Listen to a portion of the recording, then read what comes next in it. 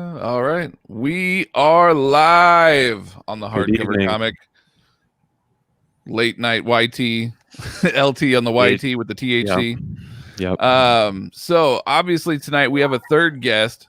We have none other than Mr. Zaki Hasan with us. He's Mike dubbed him the king of custom binds. So to be fair, he, to our knowledge, just never called himself that. But Mike has dubbed him the king of custom binds. So that's right. We wanted to have him on because, as you guys know, we talked actually about him a little bit last week. I was telling everybody to go just Google his name, and you guys are going to see all these crazy binds and pictures and things pop up. So, but yeah, so we got him on the show and ready to pick his brain. And if you guys have any questions, feel free to jump in and ask. We'll make sure that they get asked. So he's going to be joining us for a little while tonight. So kicking off, man. So first of all, how long have you been doing this custom binds? So I got my very first custom book bound 13 years ago, 2007.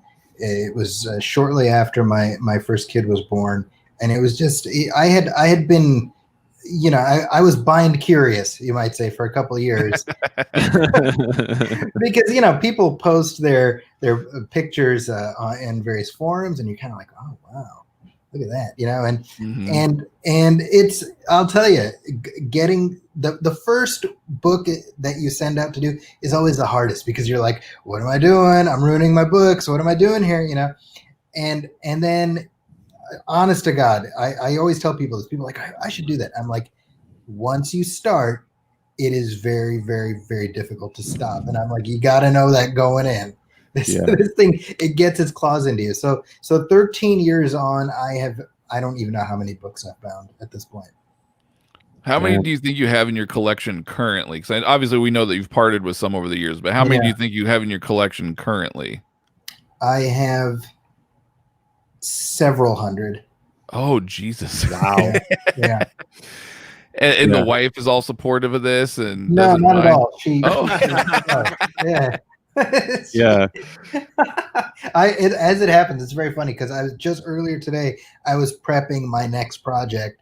And so I was just I was like in my bed, basically, just kind of getting stuff sorted. And so my wife comes up, and I'm surrounded by piles of stuff. And she just kind of looks at me, and she kind of gives me this look, and she just turns around and leaves. So that's Yeah. So I just want to add on the first one you send in, the wait as well. The wait for that first one to get finished and sent over. Oh my God, feels like an eternity. After your fourth or fifth batch, you're like, it'll happen when it happens. That's absolutely true. Yeah, and especially because I currently use a place called Herring and Robinson, which is in Northern California. So I live, I just drop my books off in person. I pick them up. It's nice. It's like a local drive. But I used to use a place out of Waco, Texas, called Library Binding, and so that was, exactly what you say, the wait. And like every day you're tracking your shipment as it's going, as it's coming. It was a lot of that. Yeah. So what got you into binding? Was it just kind of just surfing around on the internet and just kind of seeing other people's collections, or? It was basically that. Yeah.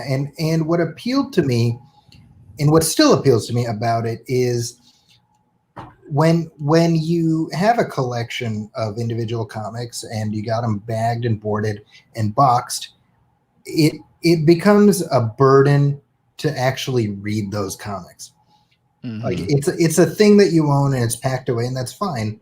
But for me, the appeal is, when I'm looking at it, like right now as I'm talking to you, I'm looking at a couple shelves that are packed with bound books, and I'm like, even as I'm like, when I get off, I just want to like pull a couple of these books off the shelf and just thumb through them. It incentivizes you to actually interact with these books in a way that we tend not to do when we treat them purely as collectors' icons to just file away. Very cool. Absolutely. Yeah. Yeah, I got into the binding game thanks to Mike. I didn't even know binding books was a thing until 4 years ago, maybe 5 years ago. Yeah. That's when I discovered that books was a thing, and he's like, "Oh, go check out, the Marvel Masterworks forum, and there's all like these crazy things." And then I discovered that Haushin was actually local to me, Oh, great. Yeah, so I started off with Haushin. Now I'm strictly Herring and Robin. Nothing against Haushin. I just prefer Herring and Robinson just because I'm getting so many books done right now that price wise, it's easier for me to go through Herring and Robinson, and their customer service is outstanding, amazing. And those guys are quick, like really quick. And I like not having to wait long. Yeah, so kind of starting off with your, do you remember what the very first book you bound was, or the first set of books that you bound were?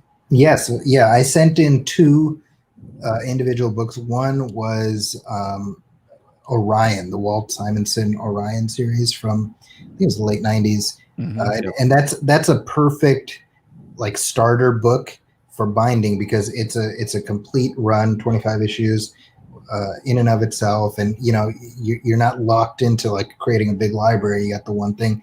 And then I sent in the first half of Infinity Inc., which was, you know, I think it was 1980s.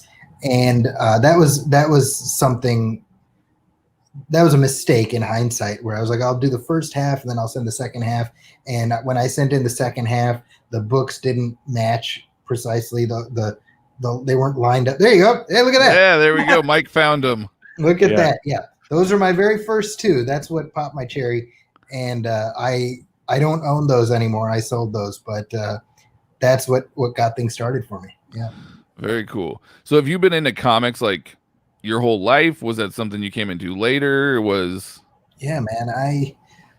I've been reading comics all my life. I would say I became a serious collector probably around 89, right around when Batman came out, is when I started really buying. And obviously I'm at a whole different level of collecting now in terms of these books. I think about that sometimes, where I'm like, man, what would like 10-year-old Zaki think of this? But yeah, I've been, you know, I don't read current stuff anymore. I basically dipped out of all the modern stuff probably around 03, 04.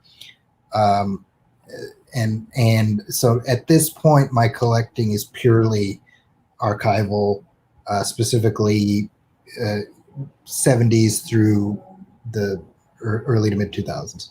Oh, very cool. Yeah.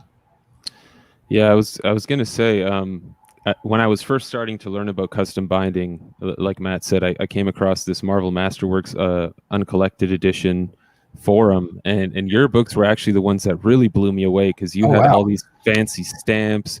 I remember seeing like your Green Lantern set, your Batman set. I was like, these are something else entirely from, you know, I mean, everyone else's books were quite nice too. I loved the idea even at the bare bones level, but I mean, seeing yours evolve from, you know, what we showed there to trying to pull up like a, yeah, I was gonna say, see if you can find something that's a little bit more current. When I first started binding, I was all about graphic covers in the beginning. I was like, oh, it's all got to be graphic covers. I don't want a plain looking spine. I want graphic covers. And I was like gung-ho on graphic covers on all my binds. And then I switched, and I was like, well, it's obviously a lot more pricier to go that route. And I was doing so many books. I was like, well, I'm going to go buckram cloth, or, you know, imitation leather or something like that. And then I'll just get dust jackets made. And then I got to the point where I started looking at your collection, and I was like Mike said, with all the stamps and stuff. And I was like, hot damn, like you can actually make these look nice, like sexy, like nice, like real nice books. So for the first time ever, I've actually got a set over here. I think actually Herring's going on vacation for a couple weeks. So when they get back, I've got already a handful of books that I've got prepped and ready to go in, that I'm going balls out. You've inspired me, and I think some of the stamps I'm using are actually yours. So no kidding. Oh, that's great. What books are you having down? I am doing Becky Cloonan's Punisher. Okay. I am doing Tokyo Ghost. Because that book is so good. And then I am doing a 2-volume set of James Tynan's run on Detective. Oh, nice. Very cool. And so I'm using the Detective stamps, and I'm using like the Batman logo stamps and things like that. And then Mike just pulled up these Aquamans here. Oh, there you go. Yeah. I just had those, and those are cool because so the Nightwing, that's a blue Aristox, and it looks gorgeous. And then the Aquaman's, it's kind of this textured faux leather, and you can kind of see it in the picture, but when you hold it in your hand, it looks just beautiful. That's actually what I'm doing with Detective. I'm doing the faux leather. I wanted to go faux leather on the Detective. Yeah, I'm utilizing that Punisher stamp for the Becky Cloonan one, and I'm doing panel lines and things like that, like stuff I've never done before in my books. Previously, my books have all been pretty basic when I go buckram, but like, look at that! Like, look how uniform and just sexy that is. Beautiful. Like, by the time I get done, my Batman, I'm gonna have probably like 40 something volumes of Batman when all is said and done. Nice. But it's not going to look like that because some of them I got from other collectors and things for really great prices that I couldn't pass up. And so when I go to bind more, I have like 30 volumes to bind myself. I'm debating. I'm like, do I try to stick with like kind of what I have, or do I do what I really want and make it look all nice and uniform like what you've got going on? So I mean, my suggestion would be make your books look the way they want, and then if need be, you can go back and have them recase the older ones. That's actually what I was debating doing, to be honest, because there's a couple of the Spider-Man ones that I got from a guy, Jeff. Huge shout out to Jeff. Love that guy. He's set me up with a great deal, like a 34 volume Spider-Man set, and like 20 of the volumes were bound by Herring and Robinson. Okay. And so they're rounded, they're trimmed, they look gorgeous. I love them. Then like the last 14, he got bound by a local bindery in Pennsylvania. And so those ones are flat spines. They don't look the same. They're not trimmed or anything like that. And so there's a part of me that's like, I think one of these days, like I'm not in a hurry to do it, but like one of these days, I think I might send these in to Herring and Robinson and have these all redone so that way they're all uniform. Yeah, I mean, for us collectors, we're pretty OCD about stuff like that. Yeah, so it bugs the crap out of me. I know that. So I know you know of what I speak. Yeah. So what do you collect more of? DC, Marvel, Indie? It's definitely the big two. So primarily Marvel and DC. I'm currently in the midst of like a major, like my Marvel binding project has sort of become this. I didn't plan it this way, but it's sort of come to encompass every major book that Marvel did in like the early 80s through like the mid 90s. So, and again, this was not something where I was like, this is what's going to happen one day, son, this will all be yours. It wasn't like that. It just it's been an ongoing thing where I was like, I want to have sort of like my eras of these books. So I have Avengers from like 80 to 96 and Captain America from that same era, Iron Man, Thor, all that stuff. And then during quarantine, I was like, well, I've got time now. Let me see if I can do my X-Men run. And so I ended up, this is sort of like one of my magnum opuses, which I just did a month or so ago. It's like 25 books of X-Men going from 1980 all the way through like just before Grant Morrison. And I did that and I was like, all right, what's next? So my current project that I'm doing is Fantastic Four. I'm prepping that. Woo. And that'll be like 1980 to 2002. Oh, that'll be so amazing. I know, right? Fantastic Four. So that'll be incredible. So I am big on, when it comes to Marvel, I'm really big on just like going all in and being as comprehensive as possible. And it's like spanning this era to this era. With DC, my books aren't. Yeah, there you go. There's the X-Men book. You can see the shelf is like starting to bow. With my DC stuff, I've got specific runs. I've got all of the Wally West Flash. Yes. The 1990s Green Lantern. So that's Hal Jordan, Kyle Rayner. Yeah, I mean it's and then of course you showed the Batmans, which I think it spans like 20 years of Batman. It's like 82 to 2002. And these are all single issues you've had collecting since you were, since you got into comics, or do you pick up, go hunting on eBay?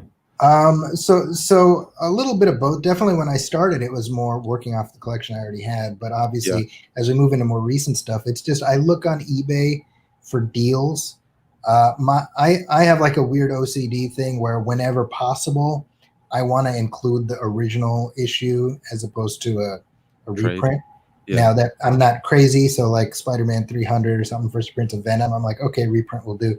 But generally speaking, so that makes it harder. And it's funny because the X-Men set that you showed, that I have the first appearance of Gambit bound in there, and I got it for I mean, I got it as part of a set, but it came out to about $7.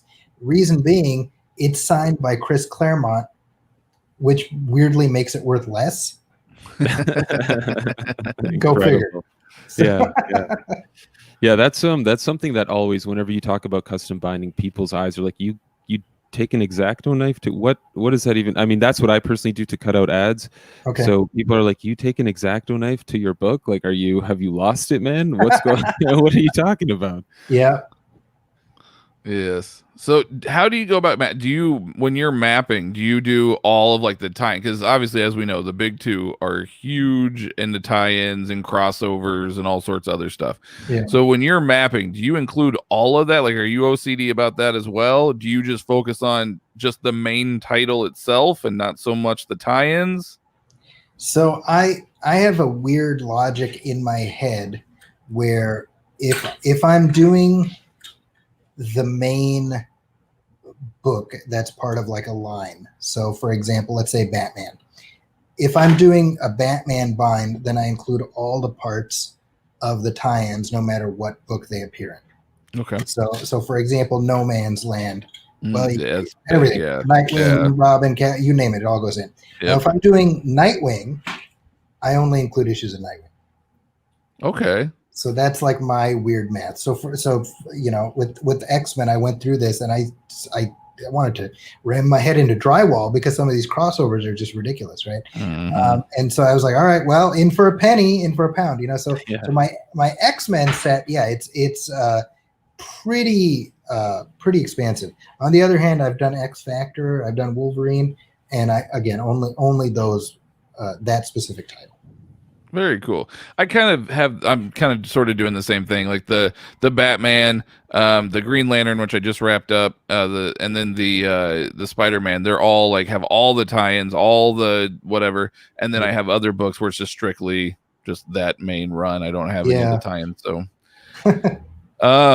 so I forgot what I was gonna say. I just drew a blank. Yeah, I don't know. Mike, do you have a question? I drew a blank. I had a question. I forgot.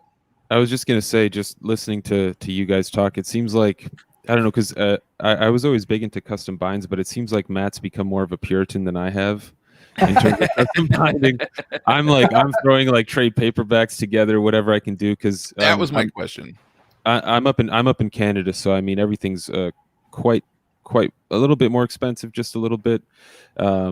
So, I mean, I have to do whatever I can, but Matt's always been like, I'm sticking to, original. He's finding these amazing lots on eBay where it's like, I would never find that in my life in Canada. Yeah. So, yeah, I definitely appreciate that. I wish I could do that too. That's probably the only reason I buy comics on a monthly basis, because they're crazy expensive here. But I like having the original issue, the original cover, even whatever ads are in there. I mean, there's something special to having the single issues as opposed to like a trade paperback. Yeah. So do you ever bind trade paperbacks? Because there's some series where if it's cheaper for me to do a trade, I'll go trade paperback if it's going to be less expensive in the long run. I'm trying to think. I don't think I've ever bound a trade paperback. I mean, I do include obviously like the square bound one shots and things like that. Mm-hmm. But I don't think I don't believe I've ever done a trade paperback. I mean, I'm not opposed to it. Like it's not like religious objection, but the choice is never presented. So it's right. Yeah, I got one of the deals that I got that Mike was referring to is I got an entire run of 1 through 125 of JLA from the 90s. Nice. I got all of them with including a couple of the tie-ins and things along the way, and I think I got the entire lot for like $70. Amazing. And I was like, this is awesome. And then I just got all the remainder tie-ins. I had to pay a little bit more. I'd hunt them all down, but I finally got all the other remaining tie-ins. So now I can actually prep those and send those in and get a 5-volume set.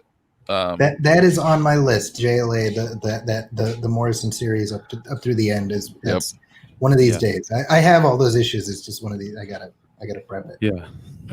So the term OCD has gone around quite a bit. Most of your books have just been strictly, buckram or that faux leather or Asterox or whatever it is. Do you ever think have you done graphic design, and do you think you'll ever go that direction, or are you going to stick with what you've been doing so far?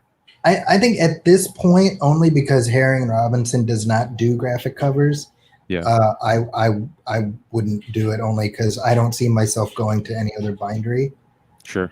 And at this point, I mean, I'm so far down the rabbit hole of the way my books are. It's like, well, and the truth is, I don't mind. You know, we were talking about the stamps earlier.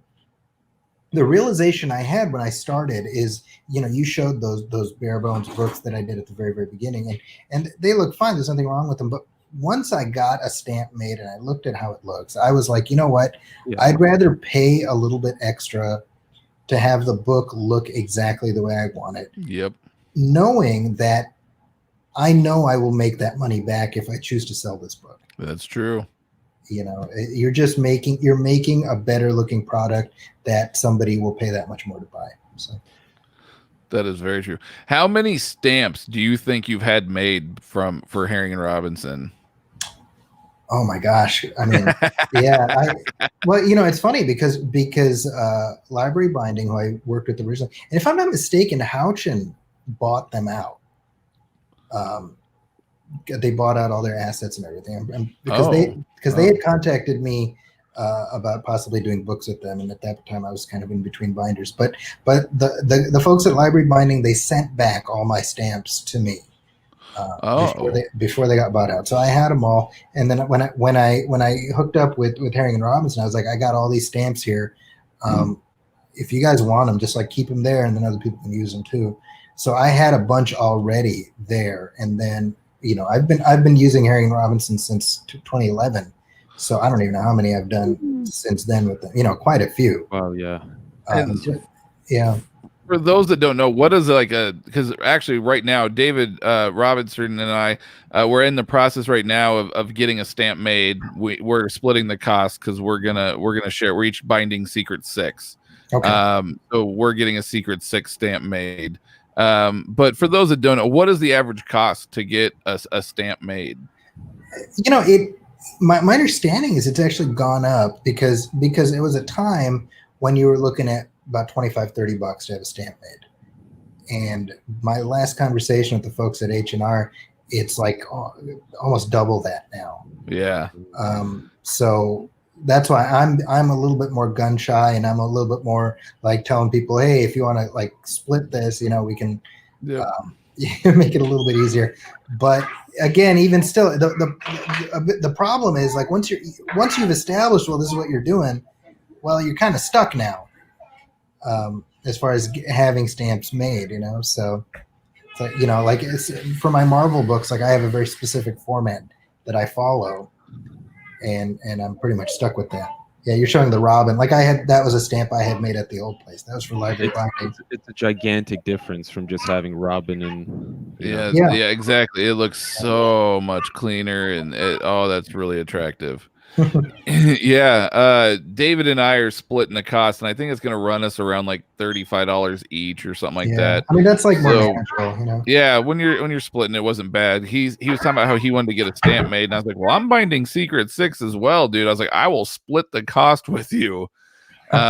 So we're in the process of doing that right now. It's been a little while. Apparently, it takes a little bit, and then they've had the fires and things as well, obviously. So it's been a little bit different, but I'm very excited to get my first stamp made, and it's a journey. I love it. Pop that cherry. Yeah, I mean, the reality of it is, if you're making something that's going to be, pretty much unique to your shelf, even if someone else is doing the same bind, they may have, something a little different about their bind. It's there's something special about it, and I guess it in general, as opposed to buying like the oversized hardcover stuff. I guess was that pretty much your motivation too, Zaki? Is the fact that it's it's completely unique, aside from all the other OCD stuff that's involved with it. It's pretty. I've reached a point now where, being able to make the book exactly what you want it to be. Obviously, that's a huge plus. The other thing is, the omnibuses, which I also collect to some extent.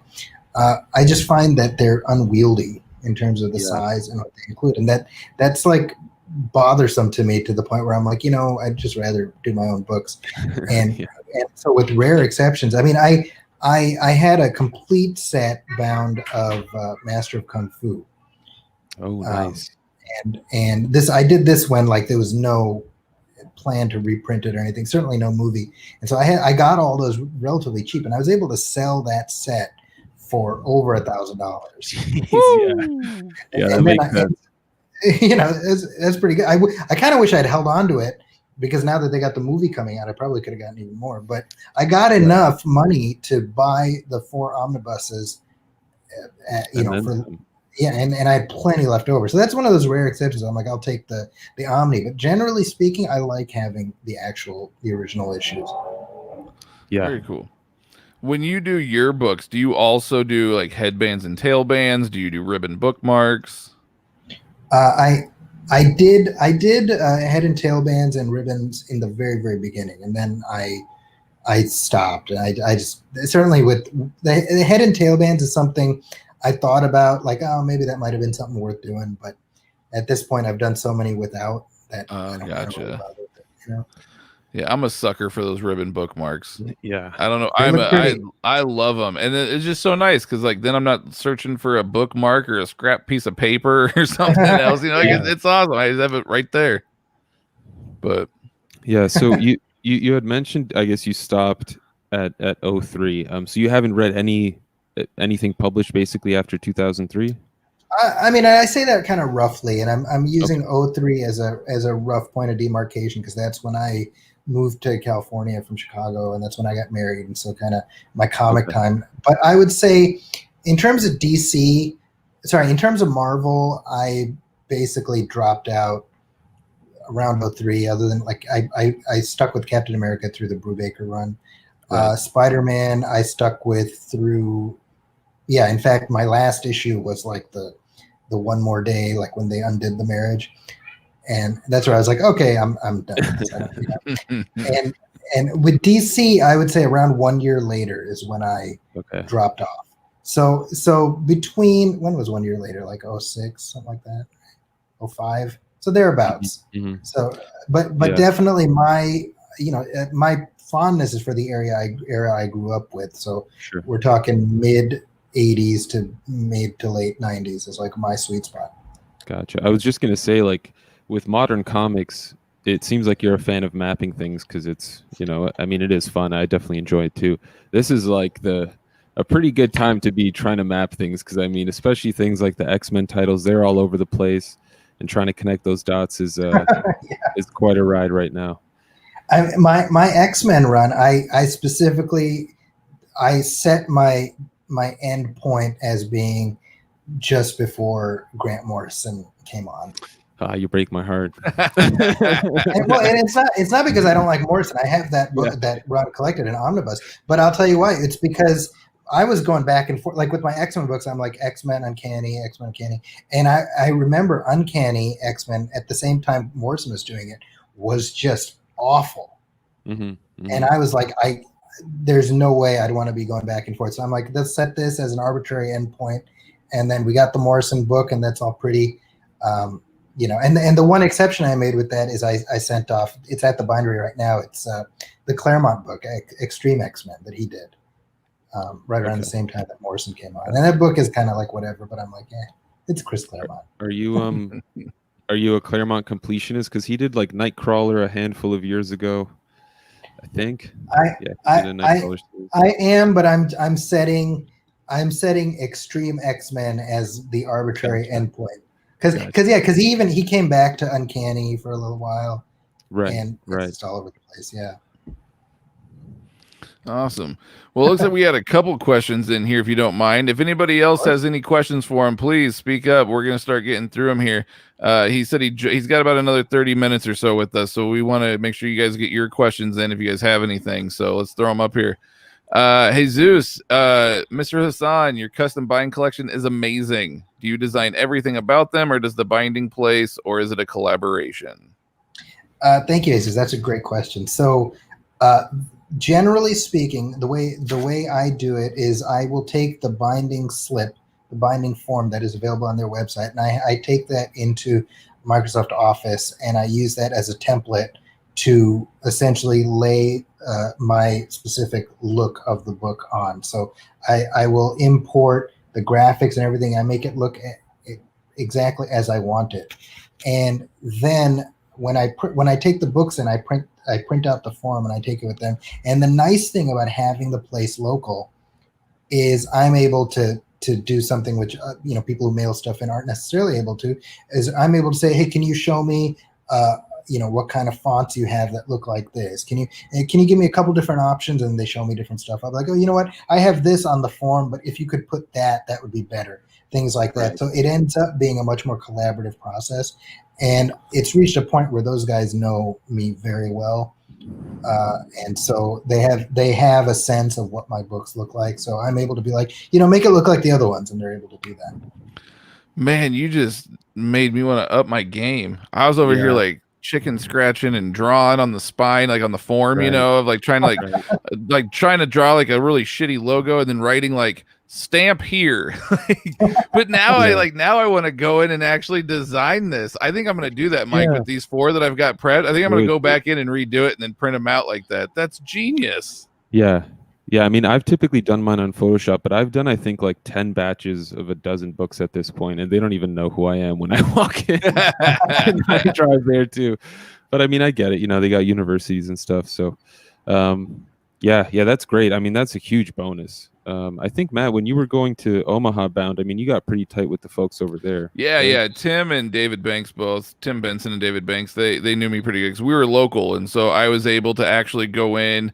With my very first few sets that I did, I went into David's office and I sat down and BS'd with him for an hour, and he was showing me all sorts of other cool stuff that they were working on, and kind of got to see like how everything works behind the curtain. So I mean, not at the bindery itself, but the design side, and that was really neat.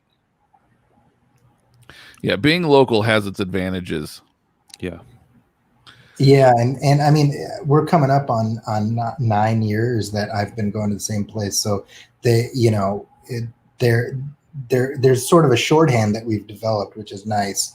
And I feel much more comfortable emailing them, a day later, being like, hey, I had this on the form, but could you change it to this instead? And they're great about it. So this is like me just stumping for H&R. Those guys are fantastic. So. Yeah, I always interact with Jim, and Jim has been amazing every time I've talked to him, either on the phone or via email. Yeah. Gotham Thrasher. I remember seeing Zaki's collection almost over a decade ago. Oh my grandparents used to bind comics, and then I was trying to get some binds done for several years. That's pretty impressive. You were just trying. Come on, man. Several years. I want to know what your grandparents' binds look like. See, I didn't even. Does anybody know how, like, what the history of binding? Like, how long has binding been going on? I honestly have no idea. I'm sure binding in general has been a very long time. But I'm saying like binding comics specifically. Right. I mean, even bound comics. You can, if you look on eBay every once in a while, you'll find archival bound books from like the publisher, so they had no problem taking just stuff that we'd absolutely be horrified by now, but like early detective or whatever, and just throwing those in books, and for the purposes of they are preserved on their shelves. True. Yeah. Conroy Jet, love Herring and Robinson. Cosign. Jesus, are there any books in your collections, all 3 of us, that we have amongst our customs that we will go to the grave with? Oh, man. I do. Whenever I get asked questions like this, I instantly forget what books I own. It's true. No, for me, the set that I will never ever sell in a million years is the very first set that I ever got done, and that is the Spectre by Ostrander and Mandrake. Wow, that was my very first set. It was a 2-volume set. I had this great idea for connecting spines, and they pulled it off and made it look gorgeous. And I absolutely love it. It's one of my favorite characters. I will not ever part with that set. Isn't that series amazing? Yes. I remember the final issue of that is probably the one and only time I've cried after reading a comic book. It's just beautiful. I actually got Jesus to actually read Spectre not too long. He actually just wrapped it up. He read it digitally. He actually just wrapped it up like a week or so ago. Oh, nice. And he loved it as well. It really hit home for him too. So fantastic run. Yeah, that was one of my first sets that I had done too, and it turned out beautiful. So do you guys have any of your books that you guys will never part with?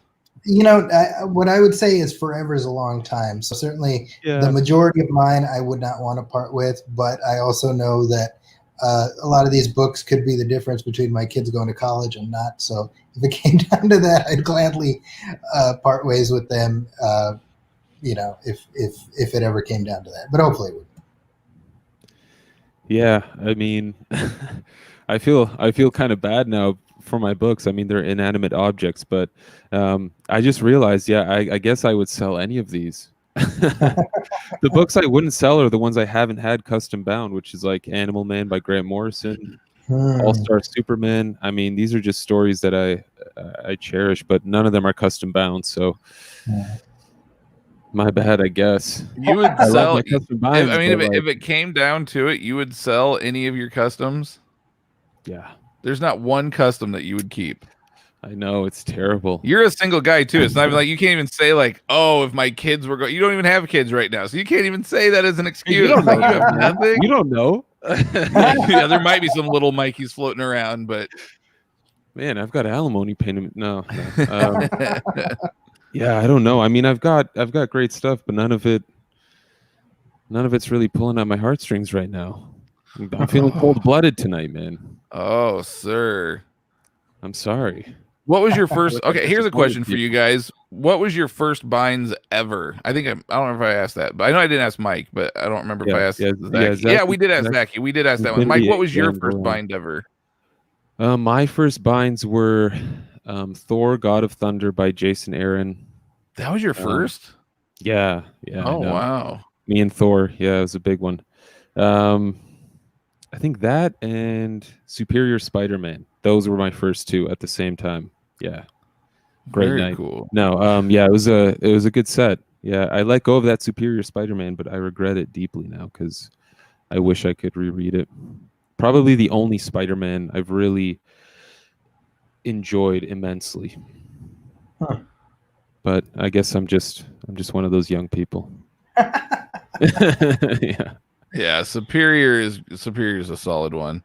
Austin, I still have never had a book bound. Dude, you don't know what you're missing. Good time to start. Yeah. That's something else I wanted to follow up on, Zaki. You said it's a tough rabbit hole to get out of. I'd say it's nearly impossible to get out of that rabbit hole. Once you start binding, it's really, really almost impossible to turn back. It's a very rewarding experience, I'd say. It is, and what tends to happen, at least with me, is, you know, once you get a set done, you start thinking, okay, what's another project I can do, and you know, yep. And so you're looking at eBay and you're kind of seeing what sets. Like literally earlier today, I told you I was prepping my Fantastic Fours, and FedEx dropped off Steel, the DC Steel series from the 90s, because I just got that for like a really good price. Yep. And I'm like, hey, there's 2 books. That's great, you know. And you think in terms of how, like, did the series last long enough that I can make a book out of it? That's also the other thing that that's the calculation you make. Yeah.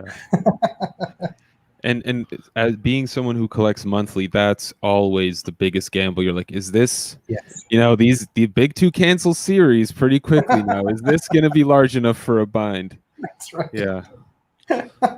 There's a question. What is the smallest bind you have ever done? The thinnest I've gone is 16 issues of 80s newsprint. So it's, you know, it's slightly thicker, but it's the series V by DC, based on the old sci-fi TV series. Yep. And that's about as thin as I want to go. I don't like going much thinner than that. Yeah, my smallest is 8 issues. I've got it here. It's 8 issues. Wow. Wasn't it Generation? Yeah, Generation. But that actually looks pretty good. Yeah, it's cool. Oh yeah, I got a dust jacket on it. Yeah, I mean, nice. it's pretty nice. It's, I mean, in terms of like readability, it's the easiest thing you could possibly ever read. Wow. Yeah, I took a gamble on that. I don't think I would go smaller than 8 issues. Yeah, but that turned out pretty well though. So the gamble paid off. Yeah. Yeah. That's a fun book too.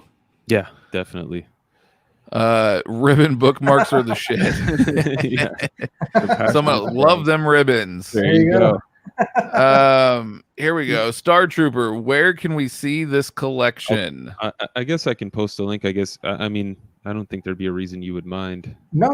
Yeah, go for it. The Yeah. Marvel Masterworks.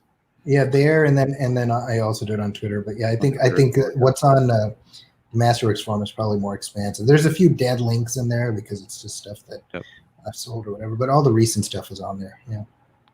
So I guess another question I would have then is obviously like I bind my own, I get the material to bind my own, but at the same time, if I come across some great deals or if it's something that I'm like, ooh, that's awesome, like I never thought to bind that, but it's something I want, I'll buy from other collectors as well. Do you ever buy customs from other collectors, or do you only have like just strictly what it is that you go out and bind? So I have in the past. I haven't recently. I think I've gotten probably a little more persnickety about my books looking a certain way, but I still, I go on eBay and every once in a while, I like that's one of my saved searches is like custom bound. Yep, same here. So you and I are probably looking at the same stuff. Yep. I've rarely been moved to pull the trigger recently. It's funny because one book I mentioned this to you before we got on. I've seen my own books show up for sale on eBay. Right. And people are asking kind of exorbitant prices, which I'm like, well, nobody's going to pay that. But it's cool to be like I know exactly what my books look like. So I'm like, that's a Hasan right there, I saw bindings as a kid in the 70s. There you go. Wow.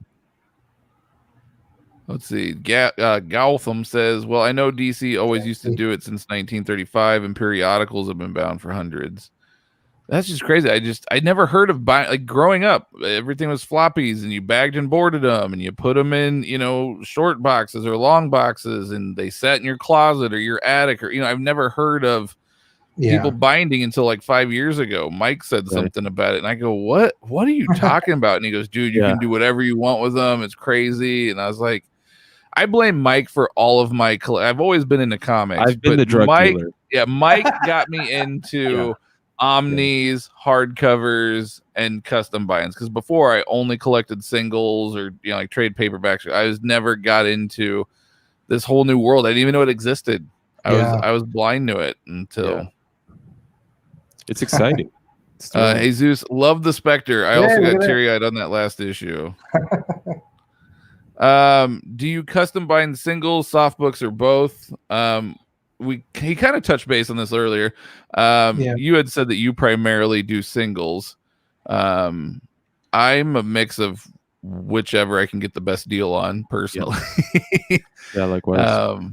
But yeah, you had said you personally usually try to stick to singles as much as possible. Yeah, I mean, and as I said, I'm not opposed to it, but the need hasn't presented as of yet. Yeah, and Star Trooper, you could probably also, if you wanted to get like 3 hardcovers combined into one, you could probably do that too. I mean, I don't think there's any limitation. Yeah, I actually have some busted up, broken official omnis that I'm actually gonna send in and have them rebound into like 2 separate volumes. So I have like 52, for instance, and it broke apart. It fell off the spine, like it just ripped apart. So I'm actually gonna separate it and then bind it into 2 separate volumes and make those look nice. And then the same thing with Jack Kirby's Fourth World. Back when they had that misprint error, IST was telling everybody, rip off the front cover of your book and send us the front cover, and we'll ship you a non-misprinted copy. So there's all these copies floating around with covers ripped off of them. Right. And our good pal Sal in the Omnibuds Cafe, he had one, and he goes, I don't know what I'm going to do with it. I was like, dude, $20, give it to me. I'll give you $20 for it. So I got like Jack Kirby's Fourth World Omnibus for $20. It doesn't have a front cover, but I'm just going to take it apart anyway and bind it into 2 separate volumes. Beautiful. I did want to ask, this may be a pretty far-fetched question, but you mentioned you have collected official omnis or hardcovers. What I've noticed personally, Marvel's done a pretty good job with their binding, but like DC is atrocious, to say the least. It's not good. And I guess I just wonder, I don't know if this is maybe, again, I call you the king of customs, so this may be a reach.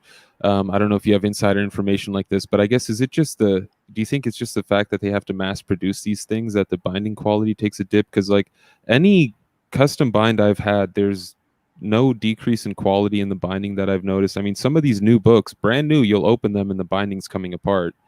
And you're like, who put these things together? It says bound in Canada, which breaks my heart too. I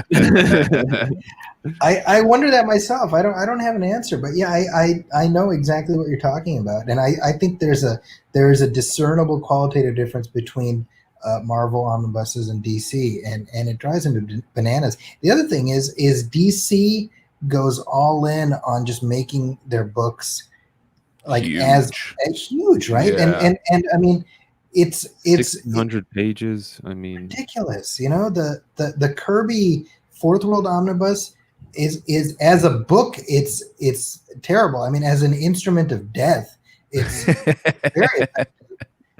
But yeah, the Hellblazer's that way. Green Arrow, the new Green Arrow Grill one is that way. Yeah. I have all those actually sitting on my shelves. The Masters of the Universe Omnibus was that way. Yeah, exactly.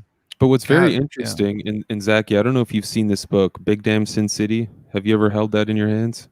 I've seen it. I chose not to hold it, but I know what you're talking about. There's a book like that where, there's a book like that where it's like, I could probably kill an intruder with this thing, but it would also hold together for 20 years at least. Yeah, it is so well done. Incredible. It makes no sense to me. I don't get the discrepancy in quality that's going on, but I mean, Dark Horse don't cut corners, sir.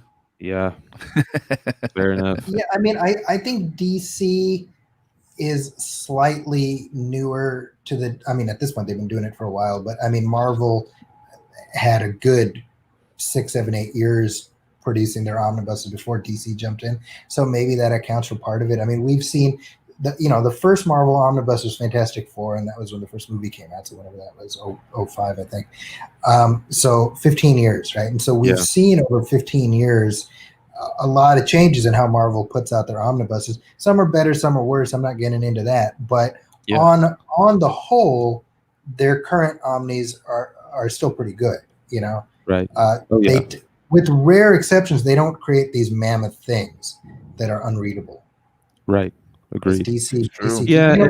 Fourth World could have been two books, you know? Yeah, the conspiracy theory is, and I mean, it's pretty valid, is that they don't think a volume 2 will sell, so they try and cram as much into volume 1 as they can to drive the cover price up. This is all me saying this, so if anyone wants to deny... This is Mike's conspiracy theory. This is all me.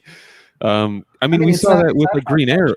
With Green Arrow, it's like 1,600 pages, and then the next volume is going to be, I think, like 900 or something. And it's like, well, yeah, it's kind of weird. Seems like there could have been a balance there, guys. Nathan McGregor, how much does binding cost usually? And I know that's sort of, as we know, that's kind of a loaded question. There's a lot of different options, but we're discussing your collection. So for you personally, provided you don't get any friendly family discounts from Herring and Robinson, on average, what would a bind like yours, let's say a stamp's already made. Let's say you're not making a stamp, but let's say, the stamp's out there and stuff already, and you do the spine, you get the front cover stamp, you kind of do, you get the Zaki touch. What does that usually run? You're looking at about $35, give or take. That's why I switched to Herring and Robinson, folks. Wow. Because when you're getting, if you're just getting like 1 or 2 books done, I love getting graphic covers still, don't get me wrong. But when you're getting 1 or 2 books done, graphic covers, it's going to run you almost $75 to get everything done. You're looking at $60 to $75 depending on what you do.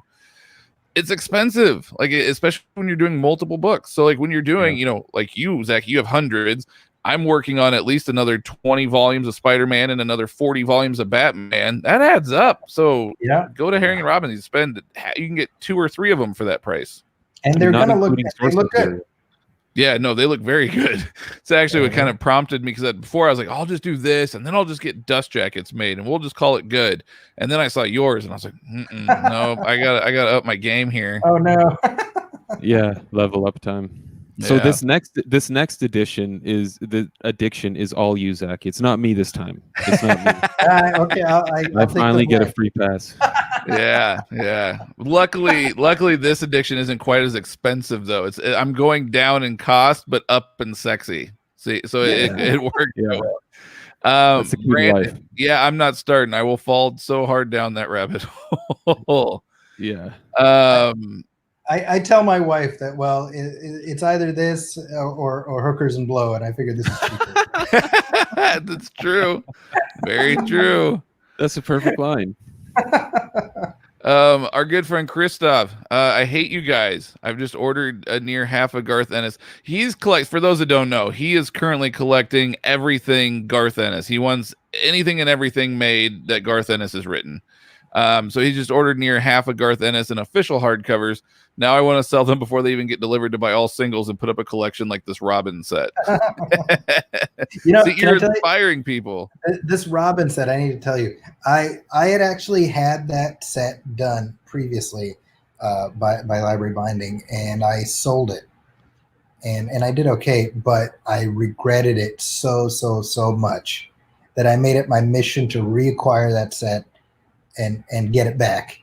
And so the what you showed there, that was actually my second bite at getting the Robin books bound, because I regretted having done it once and sold it. So that answers part of your question about how strongly I'd be willing to get rid of some of these books. Yeah. I was gonna say, did you hunt down the original buyer and like, hey, let me get those back? No, you know what I decided? I was like, I'm gonna find those books again, and I'm gonna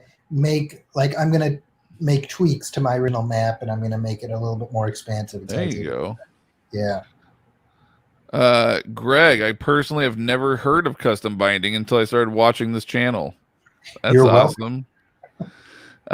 Chris, I just can't do custom binds. I love the spines on Omnis and my OHCs too much and can't destroy my singles, but I do love the discussion. Yeah, it's fun, man. I love talking customs. It is so much fun. Let's see. Matt Shapiro, I think the best part of the binding process is the front end. Love the creativity associated with mapping and determining what constitutes the perfect book. Totally agree. Yeah. Love it. Yeah. Sometimes it's fun to dive into a project you're not even necessarily that excited to read, but just the mapping aspect of it is like, well, I gotta find, maybe even little pages where this character showed up if you really want to be intense. Mm-hmm. Yep. It's a lot of fun. I was talking to David about Secret Six. I thought, because I've read Secret Six, and I thought like there's the 6-issue mini, and then there's the 36. I thought it was a pretty straightforward run. And I was talking to David, and he goes, "Oh, I'm gonna have like 3." I was like, 3? Wait, what? I go, "What are you binding?" Because I don't have that many. And it turns out there's a whole bunch of like, well, they showed up in this issue, and I was like, God damn, now I gotta expand this even more. Yeah. So I was like, shit, I thought it was a pretty straightforward run.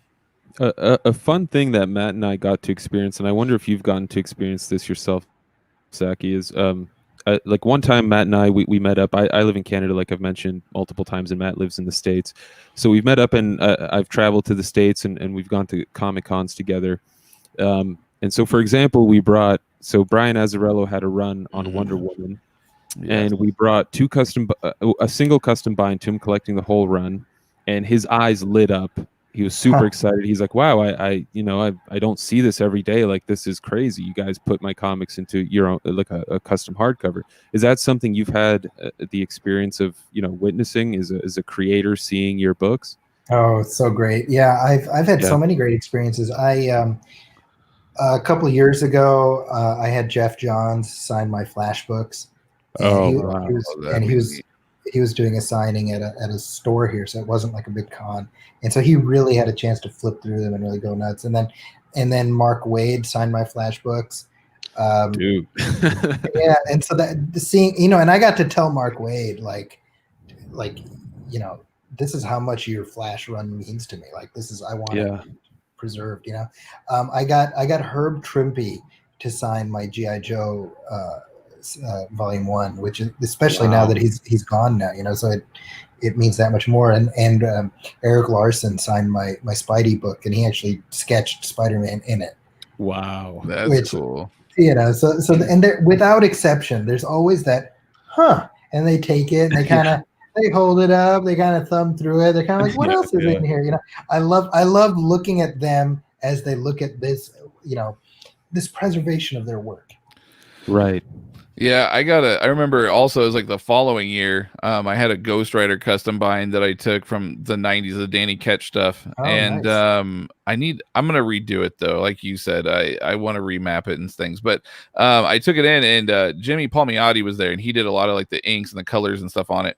And so he saw it and he just became like a kid in a candy store. I've never seen, and I've met him a few times. I've never seen him like light up like this. And he just sat there for like 10 minutes telling me stories about how, him and Mark Teixeira and everybody would be in the bullpen and drawing and talking late at night in the 90s and all this crazy shit that went on. And he drew like a little quick, Ghost Rider sketch in it for me. And it was awesome. I was like, this is really neat. Like it is cool to see creators kind of geek out over that stuff. It's a nice little bonus. Yeah.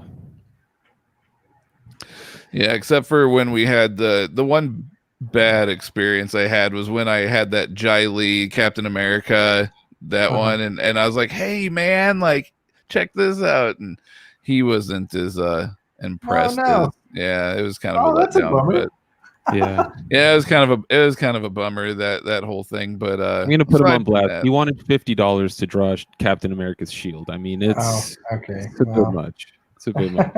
Yeah, I was like, dude, check this out. Like, I don't know, it was whatever, but it wasn't the best. But other creators have been awesome. They love that stuff and they geek out, and it's really neat to see.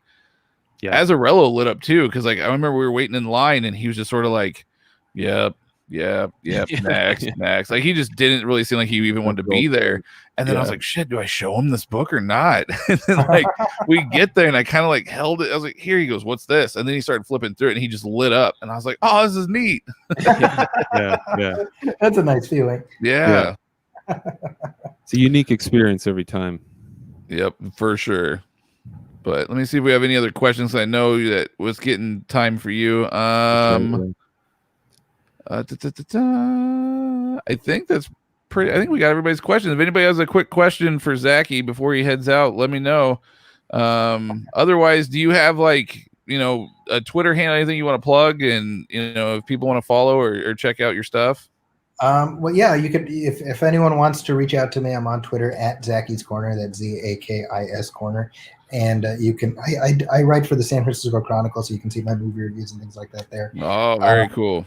And if anyone's interested, I host a podcast called the Movie Film Podcast, where my partner is Brian Hall. He's a writer for the Disney series Puppy Dog Pals, and we just talk about the latest news out of Hollywood and offer our takes. So if anyone's interested, very, very cool. Yeah, my two little ones, they love Puppy Dog Pals. Oh, there you go. Yeah, Brian I'm very familiar with that show. Yeah.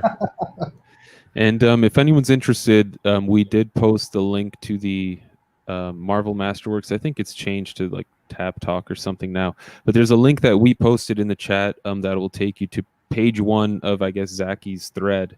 And you can see his collection evolve over the years. It's incredible. It's incredible. Truly. Yeah, so thank you so much. Well, awesome, man. Thank you for coming on and talking with us. This has been awesome. We greatly appreciate it. Guys, This was absolute blast. It was my honor that you thought of me, and I'm really grateful for that. So thank you. Oh, well, thank you very much, man. We greatly appreciate it. Have a good one. You too. Take care. Bye. Bye. All right, you guys. So that was Zaki Hasan. Woo! Man, that dude's collection is gorgeous. All right, let's wrap this up. Just kidding. Yeah, I was like, wrap this up. No. I got Mike here. He promised me he could go for at least another hour and a half. So yes, sir. We ain't going nowhere. Now This is where we get dark and dirty. Wait, how much have you been partaking? Are we going to get which version of Mike are we getting tonight? I mean, I'm me, man. What does that mean? You know exactly what that means. This is my professional daily upload YouTube videos version. I'm going to be outrageous, that's for sure. I've got a lot of things I want to say. Let's start with the debate. No, I'm kidding. Yeah, what a shit show that was. That no was matter, an absolute no comedy. matter who and what side you're on, that was a shit show. Yeah, Very that was funny, fun. So let's just kind of dive in and we'll discuss a little bit of comic news. There's some cool and exciting things. Well, not even just comic, just kind of pop culture-y type stuff too, I guess. I mean, we were kind of talking about the debate. This kind of sort of plugs as kind of segue into that. But Borat 2, the trailer dropped today for Borat 2. Sacha Baron Cohen is back. And I watched the trailer and I laughed my ass off on this trailer. I cannot wait until October 23rd. I'm so cannot excited. wait. Oh my god. I don't want to spoil like any of the can you spoil a trailer? I don't really want to like spoil much on the trailer because it did just drop today. But you guys need, if you have not seen it and you are a fan of Borat or you are a fan of Sacha Baron Cohen, or if you don't even know what the hell I'm talking about and you just like outrageous comedy, go check out Borat 2. It is hysterical. That trailer was so good. Yeah. I want to know who the actress is that plays his daughter. Yeah, because she was good too in the trailer. Like I was like, shit, she seems like she's on point. I'm very excited, and knowing what he did with things like This Is America, it's just gonna be. Oh, dude, I love This Is America. Or Who Is America? I think it's Who Is America. Who Is America? That's right. Yeah. That's right. Oh my god, that show is so funny. Brilliant. Yeah, I'm very excited for that. Yeah. So if you guys don't know about that, go check it out. It is so funny. The very end, I'll just say this. I won't say what it is, but the very end of the trailer had me go, what? And then I just died laughing. I almost had tears streaming down my face by the time I got done watching that. Like the very end skit that he did. Good. I was like, all right, this is going to be epic. Yeah. I told my boss to go watch it, and she was like, I love Borat. And I said, oh, go watch the trailer. And she's like, oh my God, this is great. I was like, oh, it was so funny. Amazing. Yeah, the other bit of news was the Fury Disney Plus series. Yes, Samuel L. Jackson. Nick Fury. Never thought I'd see him doing a show on Disney Plus. To be real with you, man, doesn't seem like Samuel L. Jackson. Nope. Can you believe that this motherfucker is gonna be on Disney Plus? All the roles he's played with the directors he's worked with, and now he's on Disney Plus. Yeah. Well. But he's gonna be Nick Fury in Hollywood. He's gonna tear it up on it with Nick Fury. I'm super excited about that. Fair enough. This kind of reminded me because someone had said something about they would want Samuel L. Jackson to navigate like their Waze. Do you have the Waze app? Do you know what the Waze app is? That navigation. They were saying that they said that they would want Samuel L. Jackson to navigate their Waze, and kind of coming back into comics. Did you know that I don't know about in Canada, but in US, if you go between now and I think it's like October 31st, you can download a Batman like patch for the Waze app where you can make your car appear as the Batmobile for on the map, and then get this. Fucking Kevin Conroy, no way, dude, narrates and navigates you on the Waze app. I downloaded it. It's on, dude. I is that just in the US? I don't have any idea. Dude. I heard about it and I didn't even have the Waze app. I immediately went and downloaded the Waze app because I was like, this is incredible. And you can even change. And so they also got the Riddler. So it's Batman and Riddler. So you can have your car look like the Batmobile. You can have your car look like the Riddler car. Okay. And the voice for the Riddler is the same guy that did the Riddler in Batman Arkham City, like Arkham Asylum in those games. It's the same dude. Let me just find a random. My car's the Batmobile already. This live stream is brought to you by. It's brought to you by Waze. Yeah, no, not really. It should be though, right? It's brought to you by P3 Protein. Let me see if you can hear it. Yeah. Let's erase some of the Riddler's question marks. Dude! Holy shit! That's amazing. Yeah. Hearing Kevin Conroy say, turn left. I'm like, whoa, this is fucking incredible. Yeah. Wow. If I was driving right now, you guys would be able to hear it better. But and check it out. You have my Batmobile. Wow. Okay. Let's see if this shit's in Canada, man.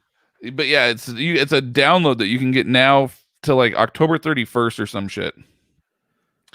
And it is incredible. I meant to say this last week on the show, and I completely forgot about it. And then we were talking about Samuel L. Jackson, and it reminded me. Amazing how I went from Samuel L. Jackson to Kevin Conroy, but that's how I got reminded. But yeah, dude, it's incredible. And you can also choose, like, if you don't want Kevin Conroy, you can have like the Riddler narrate you instead.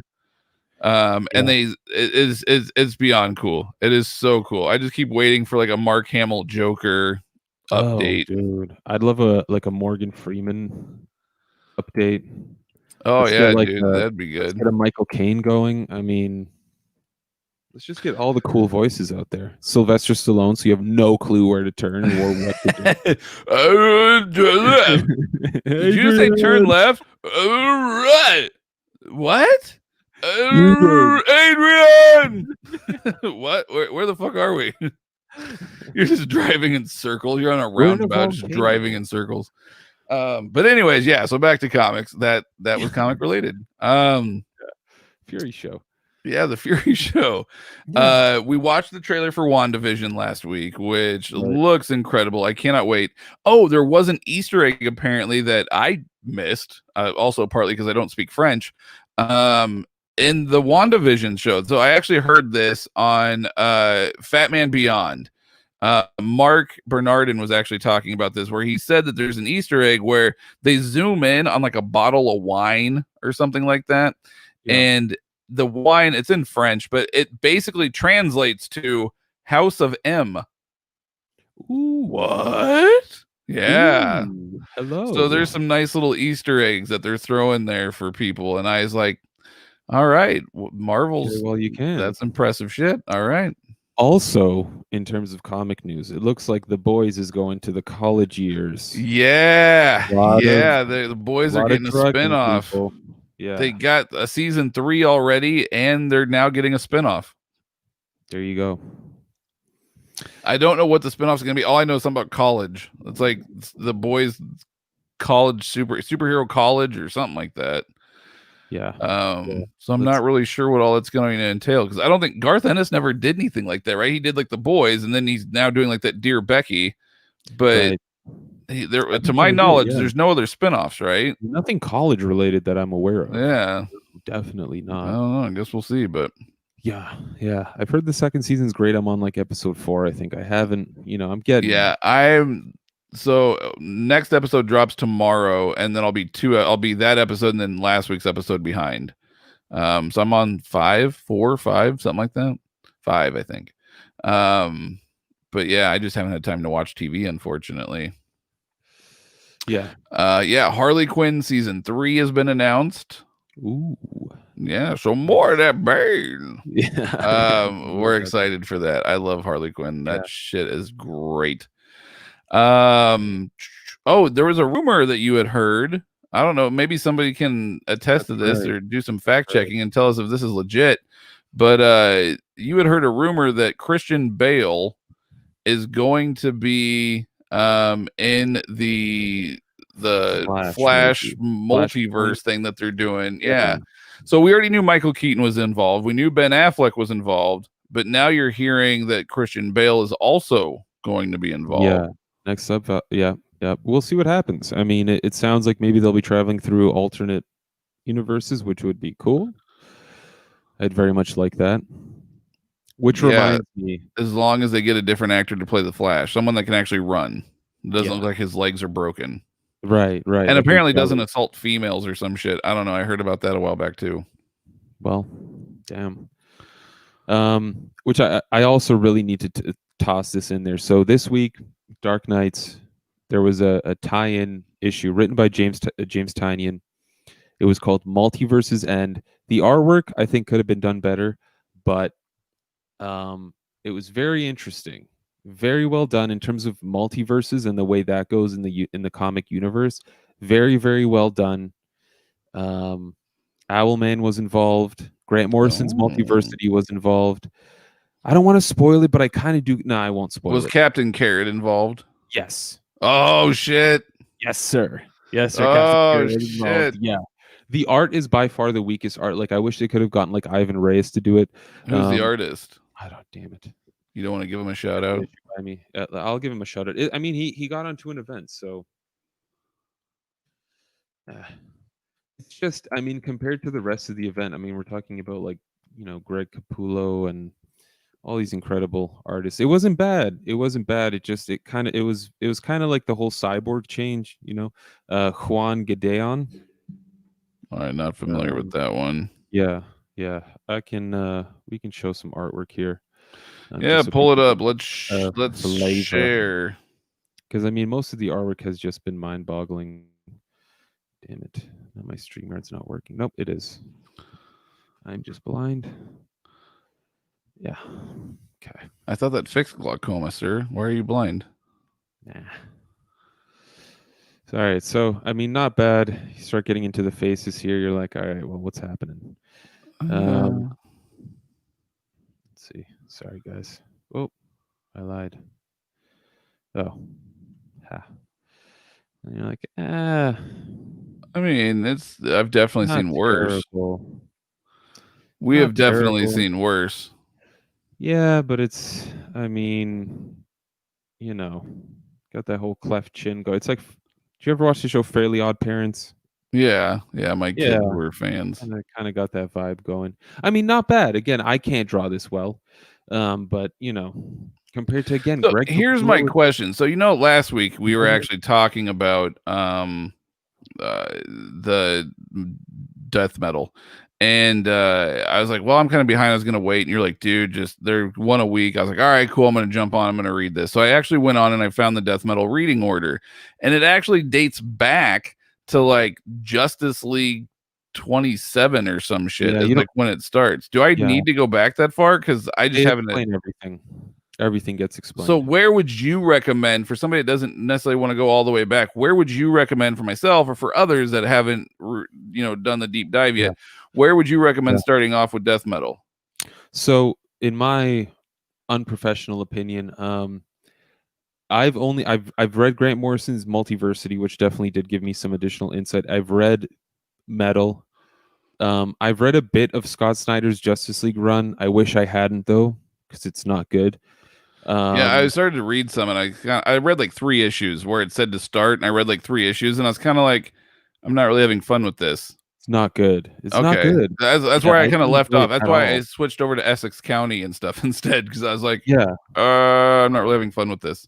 Yeah, so like you'll miss out on some background material on concepts like there's a character called the Unseen Hand that Grant Morrison introduces in Multiversity.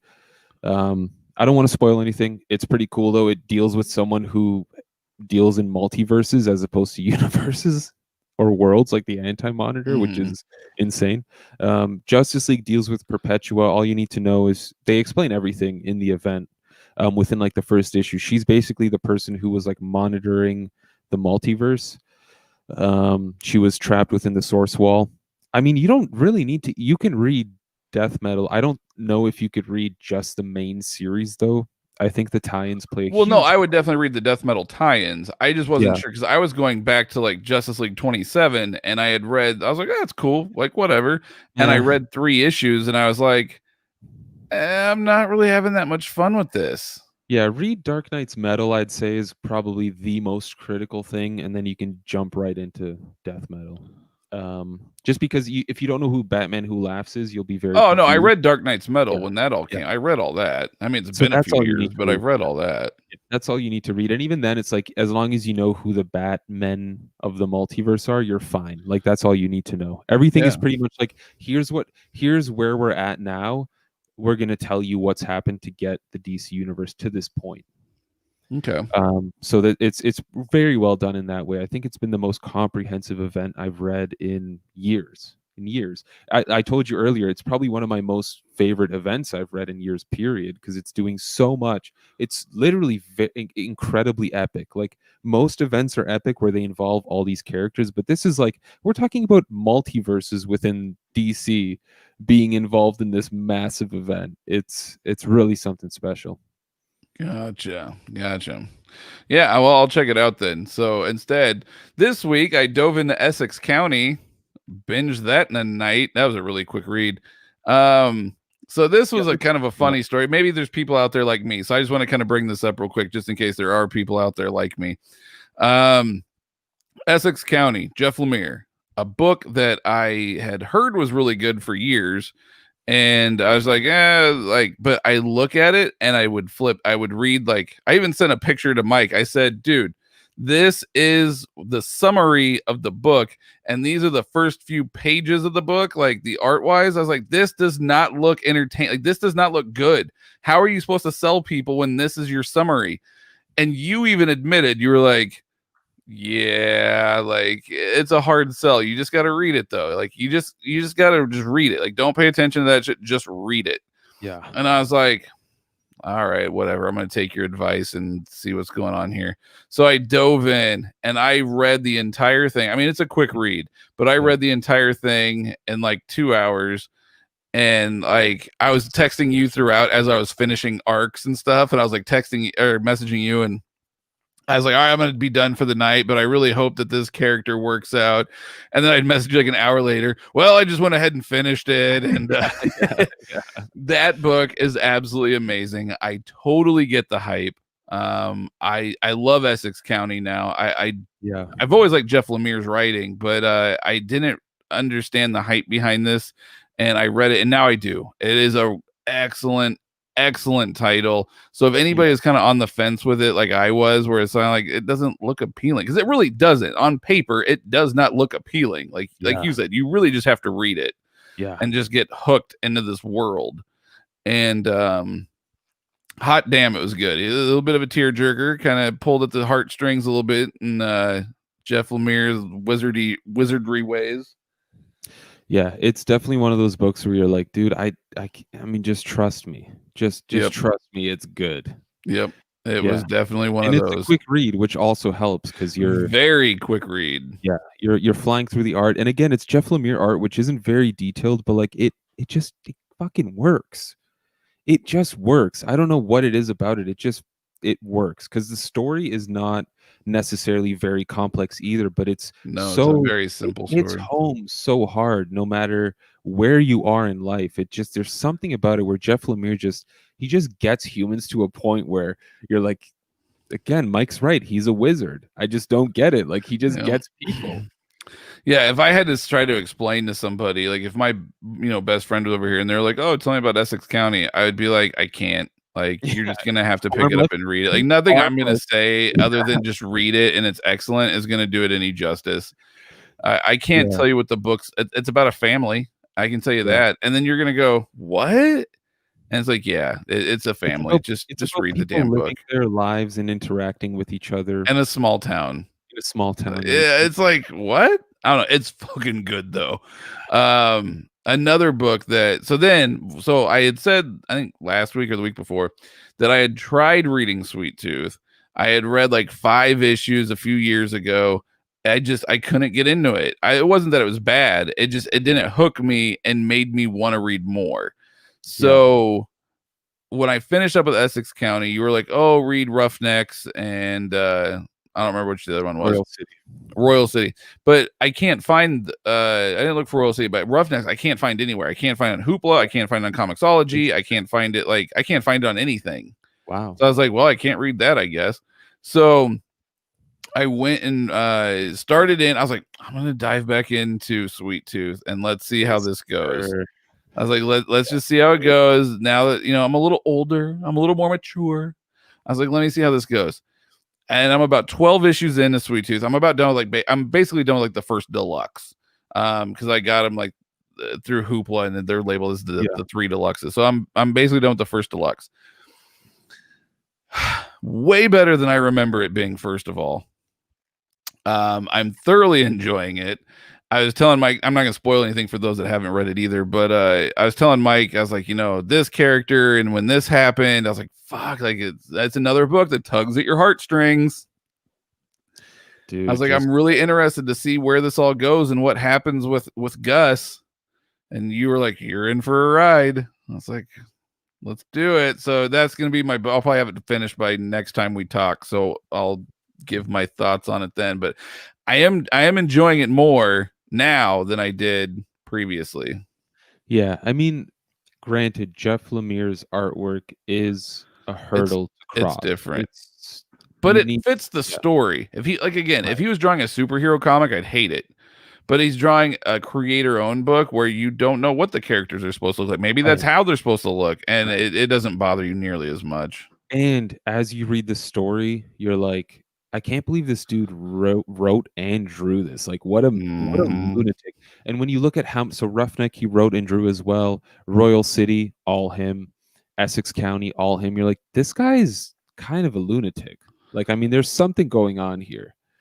He's definitely hyper. He's got something going on in his brain that makes him such a genius, and I respect it. I know that you just did an overview on Royal City, and a lot of people were commenting and being like, dude, this is a great book. Like, a lot of people, oh, okay, Royal City is on Hoopla, so I can get Royal City. 14 issues. Yep. Full story. Yeah. I can get Royal City on Hoopla, so I will be reading Royal City as well, but I'll probably finish Sweet Tooth just because now I am officially hooked on Sweet Tooth, so now I got to finish that one. That's fair. That's fair. But dude, Lemire fucking does it again. I will say to this day though that his Bloodshot Salvation, that is like the top of the line for me, probably just because I love Bloodshot, but that book was just, oh my god, so fucking good. Yeah, that's great. I mean, the thing about him is he's got so much range. He's like the Freddie Mercury of comics, where like he can go to the depths with Gideon Falls, and then he can go. Oh, Gideon Falls is great. I mean, he'll write Justice League Dark, Wolverine, also great, Green Arrow, like almost anything. Animal Man. He's got so much range. It's incredible. Yep. The dude's a mastermind. Yeah. Yeah. No, I'm enjoying it. Oh, you did have some news before we dive into comments here, because obviously we want to get through everybody's comments. So before we do that, you did have some news for us though. What was this news you wanted to, the bombshell you wanted to drop? What? Remember right before we started, you started to tell me something and you were like, I think I'm going to save this for the show. What was it? I don't remember. In regards to our favorite publisher. Our favorite publisher? Oh, Bad Idea. Well, oh shit, there's that too. But I almost forgot about that one. We don't know if that's our favorite publisher. We're about to find out. Yeah. All right, let's dive into Bad Idea, and then we'll discuss the other thing. The Valiant. It's a fucking Valiant. We'll discuss Valiant. Oh, that's right. Oh yeah. You had a bombshell you want to drop. So, fuck, Bad Idea is, for those that don't know, Dinesh left Valiant kind of unceremoniously when DMG took over back in like what, 2016, 2017, something like that. Is that when it was? 2018? I can't remember now when they did it. Dinesh left Valiant, and him and a couple other guys went and started up this brand new thing called Bad Idea. And based on all of their marketing schemes, everybody's like, this is a horrible idea. Like, you're not going to sell shit. But they kept pushing it, and they kept pushing all these different marketing and these advertising and things like that. And they just announced they got like what, 5 different titles that they're launching in next year at some point. March, April, when was it? I can't remember now. March 2021. Yeah. And we were just discussing all the creators they had, and it's literally all the old, we keep saying the OG Valiant, but it's really like the OG reboot Valiant, like the 2012 Valiant. But they got all those 2012 Valiant people, Juan Jose Reap, Doug Braithwaite, Peter Milligan, Jeff Lemire, Robert Venditti, Matt Kent. Yeah. Adam Polina. Yeah. A whole bunch. Zeb Wells is doing a series. Marguerite Bennett's doing a series as well. Looks very Zeb Wells looks fun. Sleigh Bells. Yeah. That looks like a fun book. Yeah. It looks like the Archer and Armstrong equivalent. Yeah. No. So they got like, I think Bad Idea might be like kind of the sort of the next big indie publisher. I mean, they have some crazy creators and writers and artists, and the talent that they have coming in is just absolutely bonkers. Yeah. That sounds like the next company I'm going to go balls deep in, if they come to my store, of course, which I assume they will after a while. Or you'll order online. Yeah. Well, you'll figure it out. We'll go digital. We'll figure it out. So why are you going balls deep in this company again? I mean, other than they have like some amazing creators, but I thought you were already balls deep in Valiant, sir. Yeah, because I'm pulling out of a certain company. Yeah, Valiant. I'm pulling out. I'm not. There's no baby that's gonna happen there. Oh, sir. Yeah, I'm gonna have to pull out real early. It's just, I mean, with the COVID, I get it. I don't want to be mad at them, but it's gotten a bit crazy. I don't really vibe with what's happening over there. I mean, I love like Rye right now has Dan Abnett writing. Yes. With Juan Jose Rip doing the artwork. I don't know for how long, considering he's got the Bad Idea stuff going. We'll see. And Bloodshot's kind of all over the place as well. It's falling apart. It's falling apart over there. Exo Manowar, like issue 1 came out in March and issue 2 is dropping in like November, December, and it's like. And I'm not gonna lie, issue 1 was not good in my opinion. I did not enjoy what Dennis Hopeless is doing on Exo. Unfortunately, I really wanted to like it, but I was not a fan of issue 1. Yeah, I didn't mind it, but like now at this point, I just don't care. I'd rather my money go somewhere else. Truly, and that's crazy, man, because you've been Ride or Die Valiant since like early days. One thing I will say, because obviously we'll always have the 2012 to 2018 Valiant. Like we will always have that Valiant that we can go back to and reread and enjoy and everything else.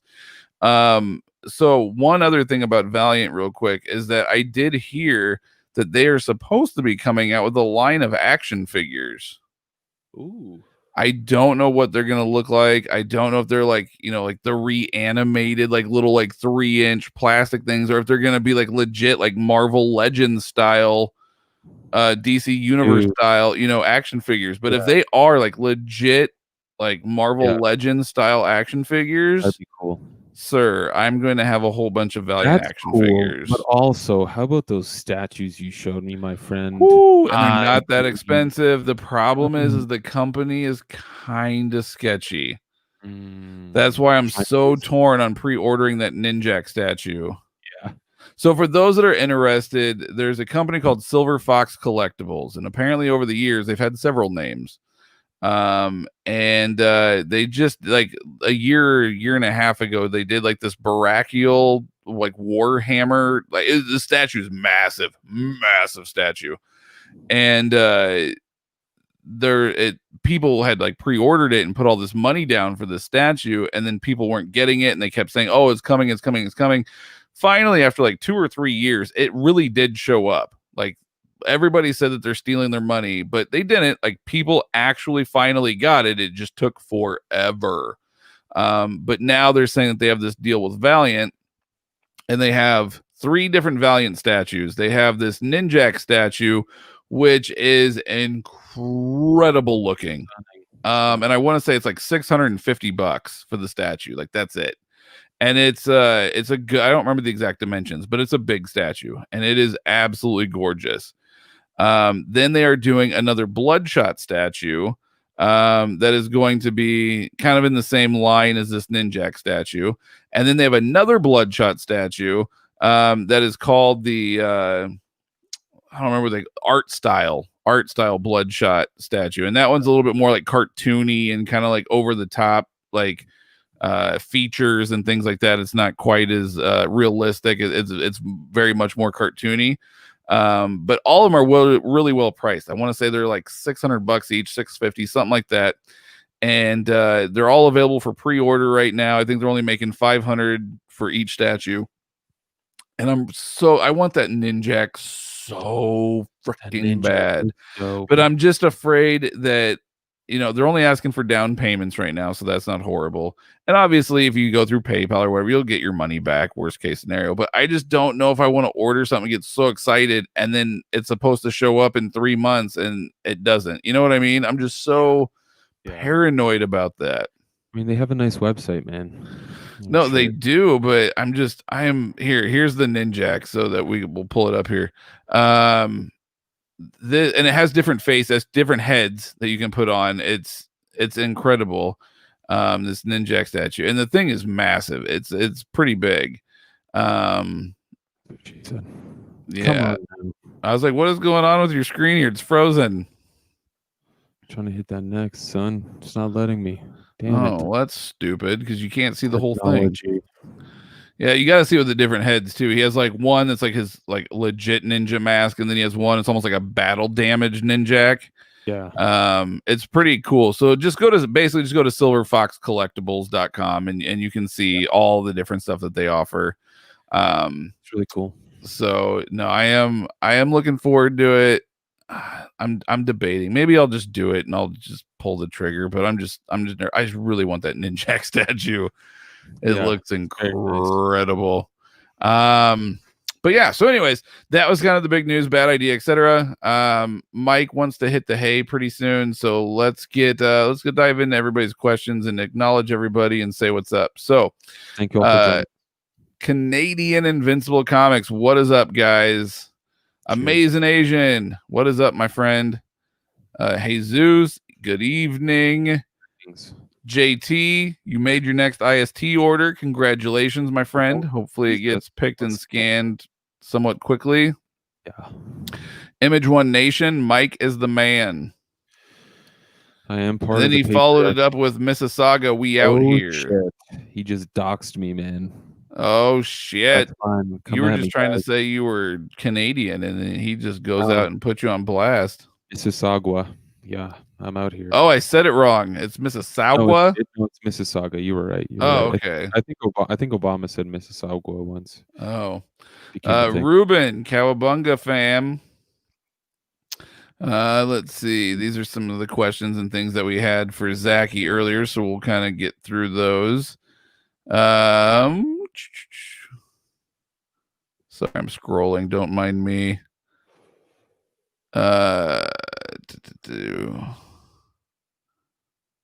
So we didn't answer this one earlier. Will had messaged and said, I'm not familiar with binds and custom. Can you explain it? Long story short, you take your floppies or your trade paperbacks and you get them bound into custom hardcovers. We have a lot of different videos on the channel that you can actually go back and see and kind of see some different styles and art. And then there's one that really kind of dives into all the different companies and what they offer. There's that XO. That thing's pretty. So big. You know what would make it even sexier? An XO stamp right on the front. I know. But I'm telling you, you're gonna have to start shipping to fucking Herring and Robinson. Yeah, we'll see what happens in November. Do it. Yeah. We'll see what happens in November.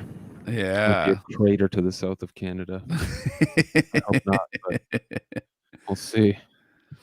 Let's see. Matt earlier said, "Amen. You are 100% correct about the DC binds. Nightfall ones were junk." I had those ones for now that I have them in custom binds, but I had those ones for a while, and I don't recall having issues with mine. But I know people hated the design for sure. Yes, a lot of people did not like the design. I really wasn't a fan of the design either. Yeah, I think I could have done without the design. I do remember that one. Okay, we're starting to get more into where we were. So I want to make sure that we acknowledge everybody. Matt, again, just want to say great show. Thank you guys. Thank you, sir, for tuning in. Yeah. Then this is where we kicked off K-Dog hardcover after dark. If you guys noticed, as soon as we kicked off, Mike immediately started hitting the I almost said the sauce, and that's not right. Hitting the MJ. Yeah. Jim Carrey as Joe Biden on SNL preview dropped today too. I need to watch that. There you go.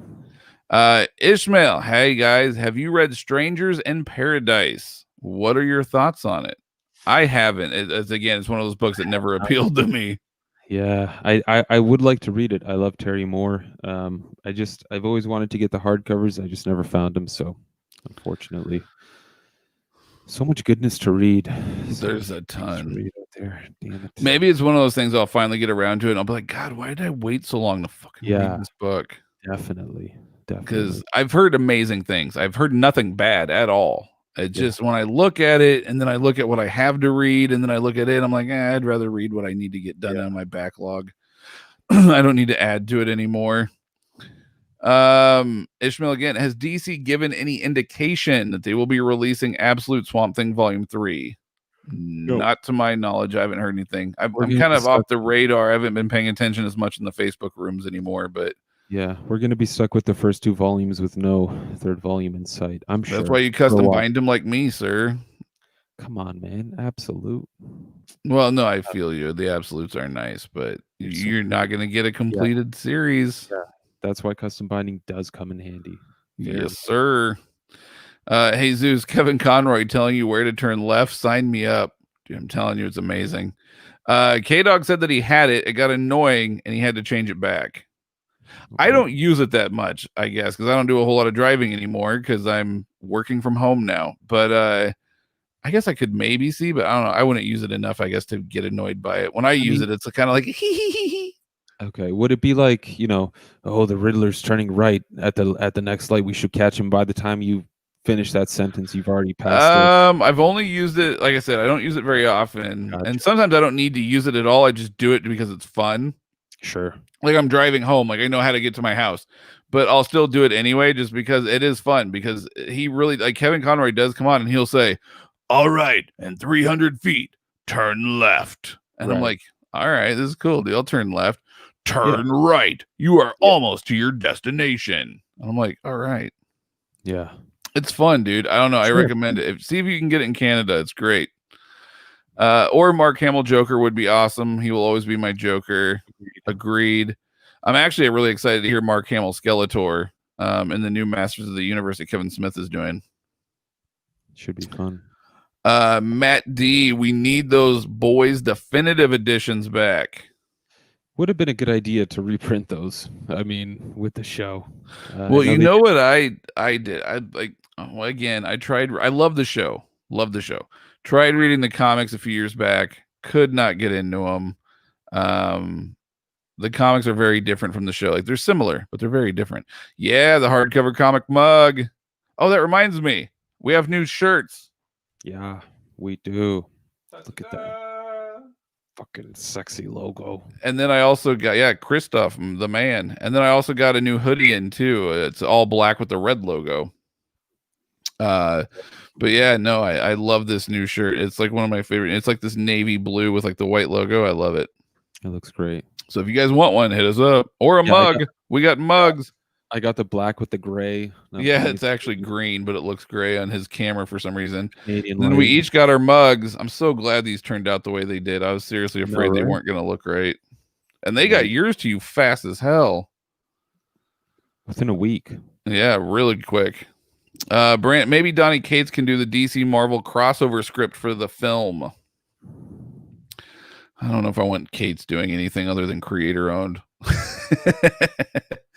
Gotham also heard the Christian Bale rumor, so there might be some truth to it.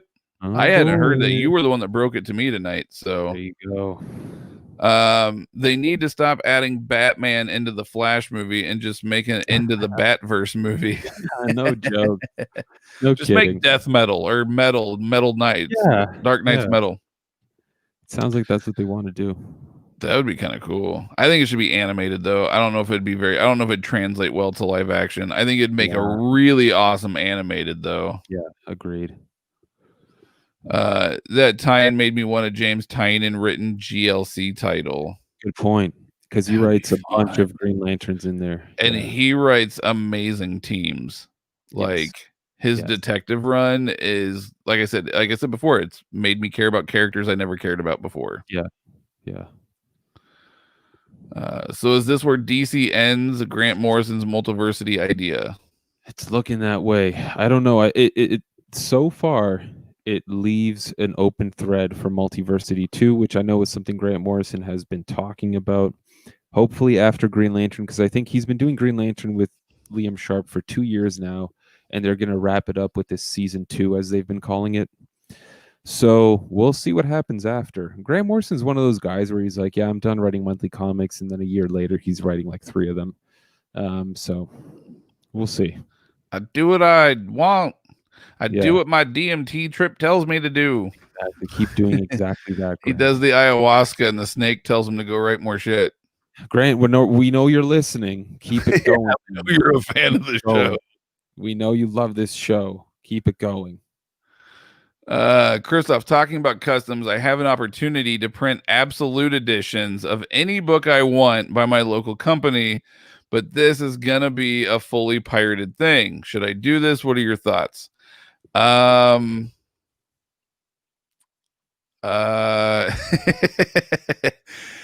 Are have you a not in Russia right now, sir? Like, is anything considered pirate there? Like, I thought it's, I I mean, have 2 Moon Knight omnibuses that I didn't do myself. I bought them on eBay, or no, I didn't buy them. I bought them through the Unbound Omnibus group.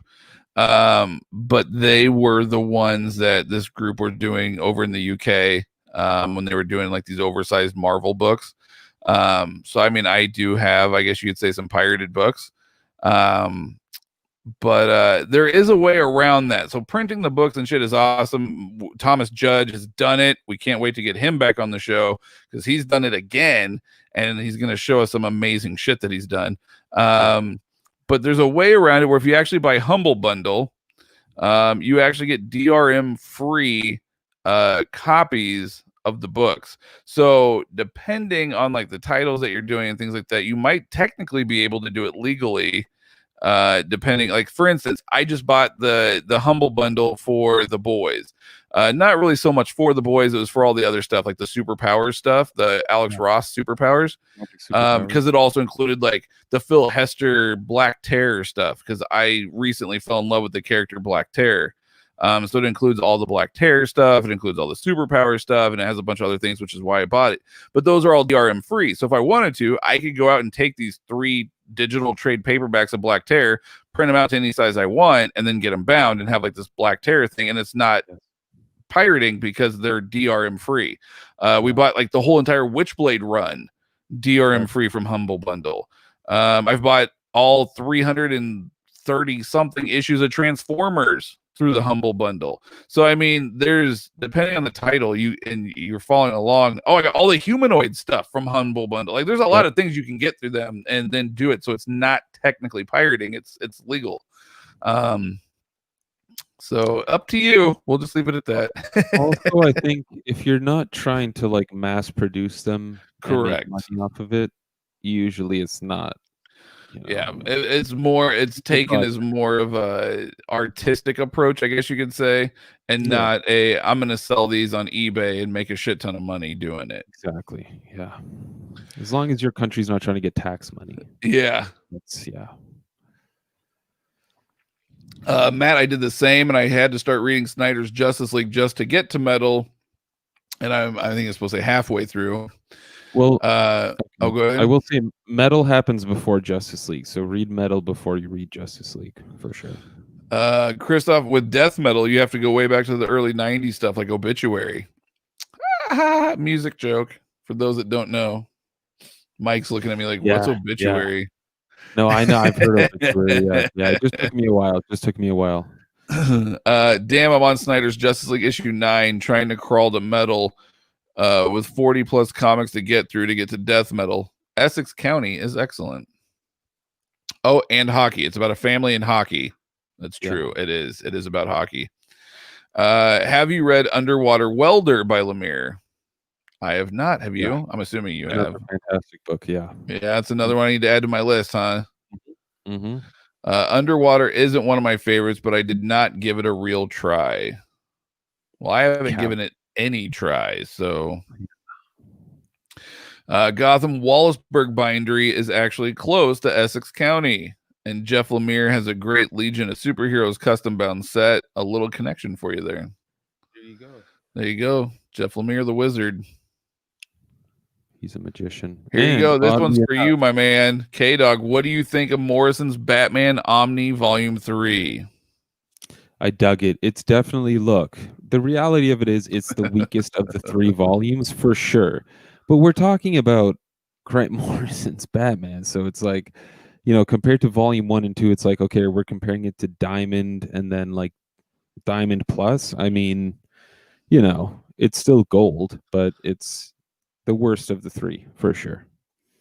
For me, I struggle with Morrison's Batman in general. I've read the whole thing, but I just struggle with it. Like it's confusing. It's not that it's bad writing. That's not what I'm trying to say. It's just it's very confusing. Yeah. And I had a hard time following. Now I do have it all custom bound again, so I'm sure I will have it custom bound. Sorry, it's not done yet, but I will have it custom bound again. So I'll end up reading it again, but I'm hoping that if I go back far enough, because a lot of his stuff does pull from like the Black Case files and things like that. So I'm really hoping that if I can read it and sort of just binge Batman, and then when I get to him, maybe I'll have a new appreciation for it rather than just picking it up off a shelf and reading it, if that makes sense. Yeah. Just got to do some mushrooms. Well, we need to legalize some shit here in Nebraska then. Yeah, no kidding. I really enjoyed it. I need to get on the Black Hammer books. Yes, Black Hammer's fun. I thoroughly enjoyed that as well. I'm reading Kent State by Durf right now, but I really highly recommend the graphic novel adaptation of Slaughterhouse-5. That book changed my brain forever. I believe he actually told me that not that long ago. I forgot about that. I think I was looking for it on Hoopla, and then I got sidetracked and forgot all about it till just now. Yeah, but yeah, I think Chris actually recommended that to me prior. Interesting. I haven't heard of either of those. The second Black Hammer is out of stock at IST. I was about to buy it. Hopefully my Amazon pre-order pulls through. Hopefully. Fingers crossed. It's COVID. Do you think we'll get some Sweet Tooth reprints? I would imagine there'd be an omnibus at least. It's 36 issues. Or a compendium. Right. Yeah, it's 40 issues, I thought, right? Yeah, maybe. Well, either way, but yeah, at least like a compendium of some sort. Yeah. It's not unheard of for an omnibus. I mean, easily, especially since it's getting a show, I would think DC would, reprint it.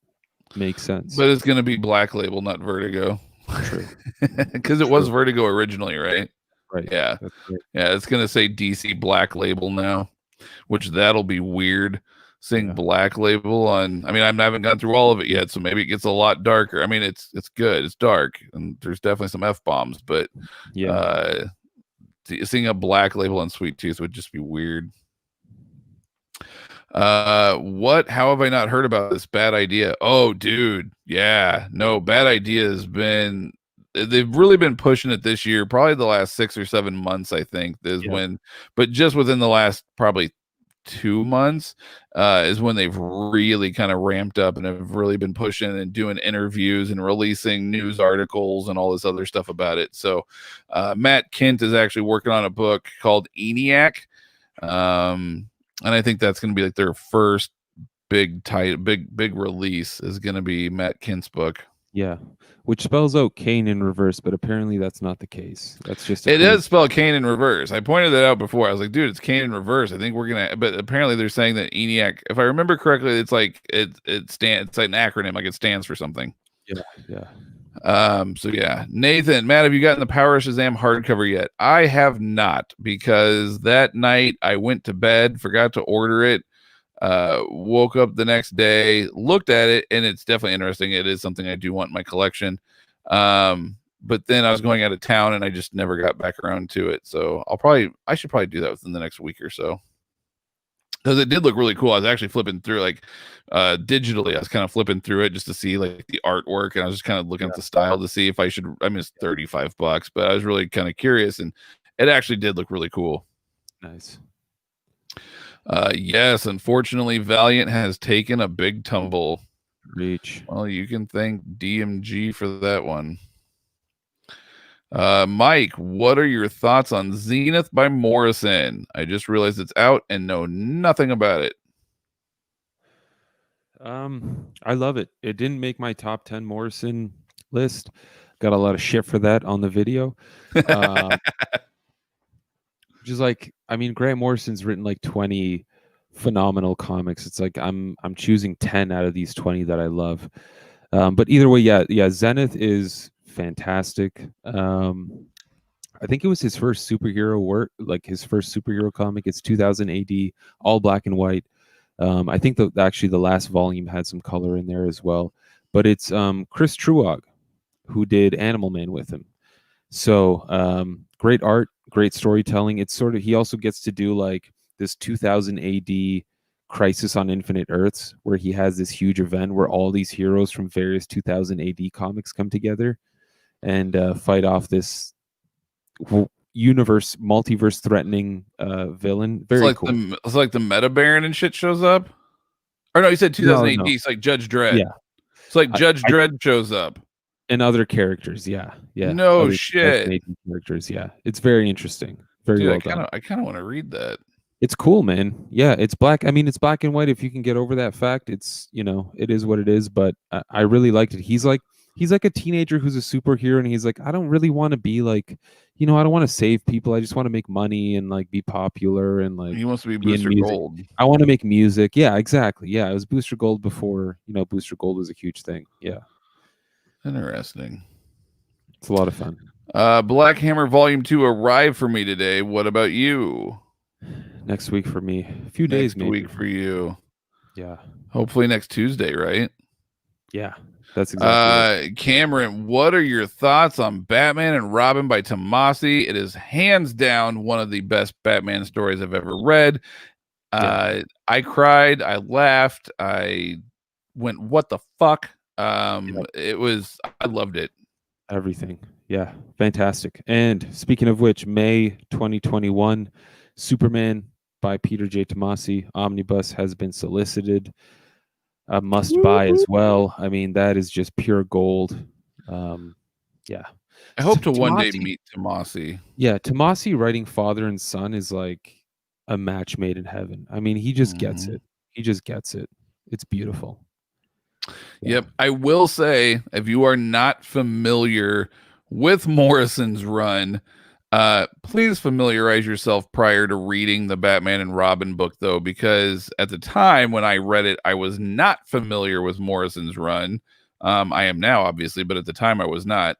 And I read Batman and Robin, and for like the first like 3 or 4 issues, I'm going, the fuck is going on? Because I didn't understand the backstory to kind of what led into what he was doing.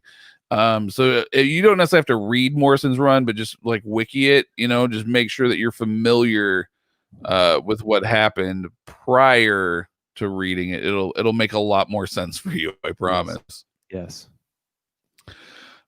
John, bummer on Valiant. It had huge potential. I don't know if they can recover. Agreed. Well, they could if they would have not gotten rid of Dinesh, and they would have kept all the excellent creators that they had and stopped doing minis every 3 months, and kept just doing and did ongoings and stopped canceling books at 12 issues, with the exception of XO. They would have had something great. Yeah. That's crazy. And as wild as that idea sounds, right? Kind of bonkers, isn't it? Yeah. I mean, they could have a Punk Mambo ongoing, and it would sell well, in my opinion. That's a great character. Get Colin Bunn to write it. He writes great horror / supernatural shit. He would be an X. I mean, he did that Punk Mambo mini, and it was great. Make that an ongoing. You could easily have a Faith ongoing.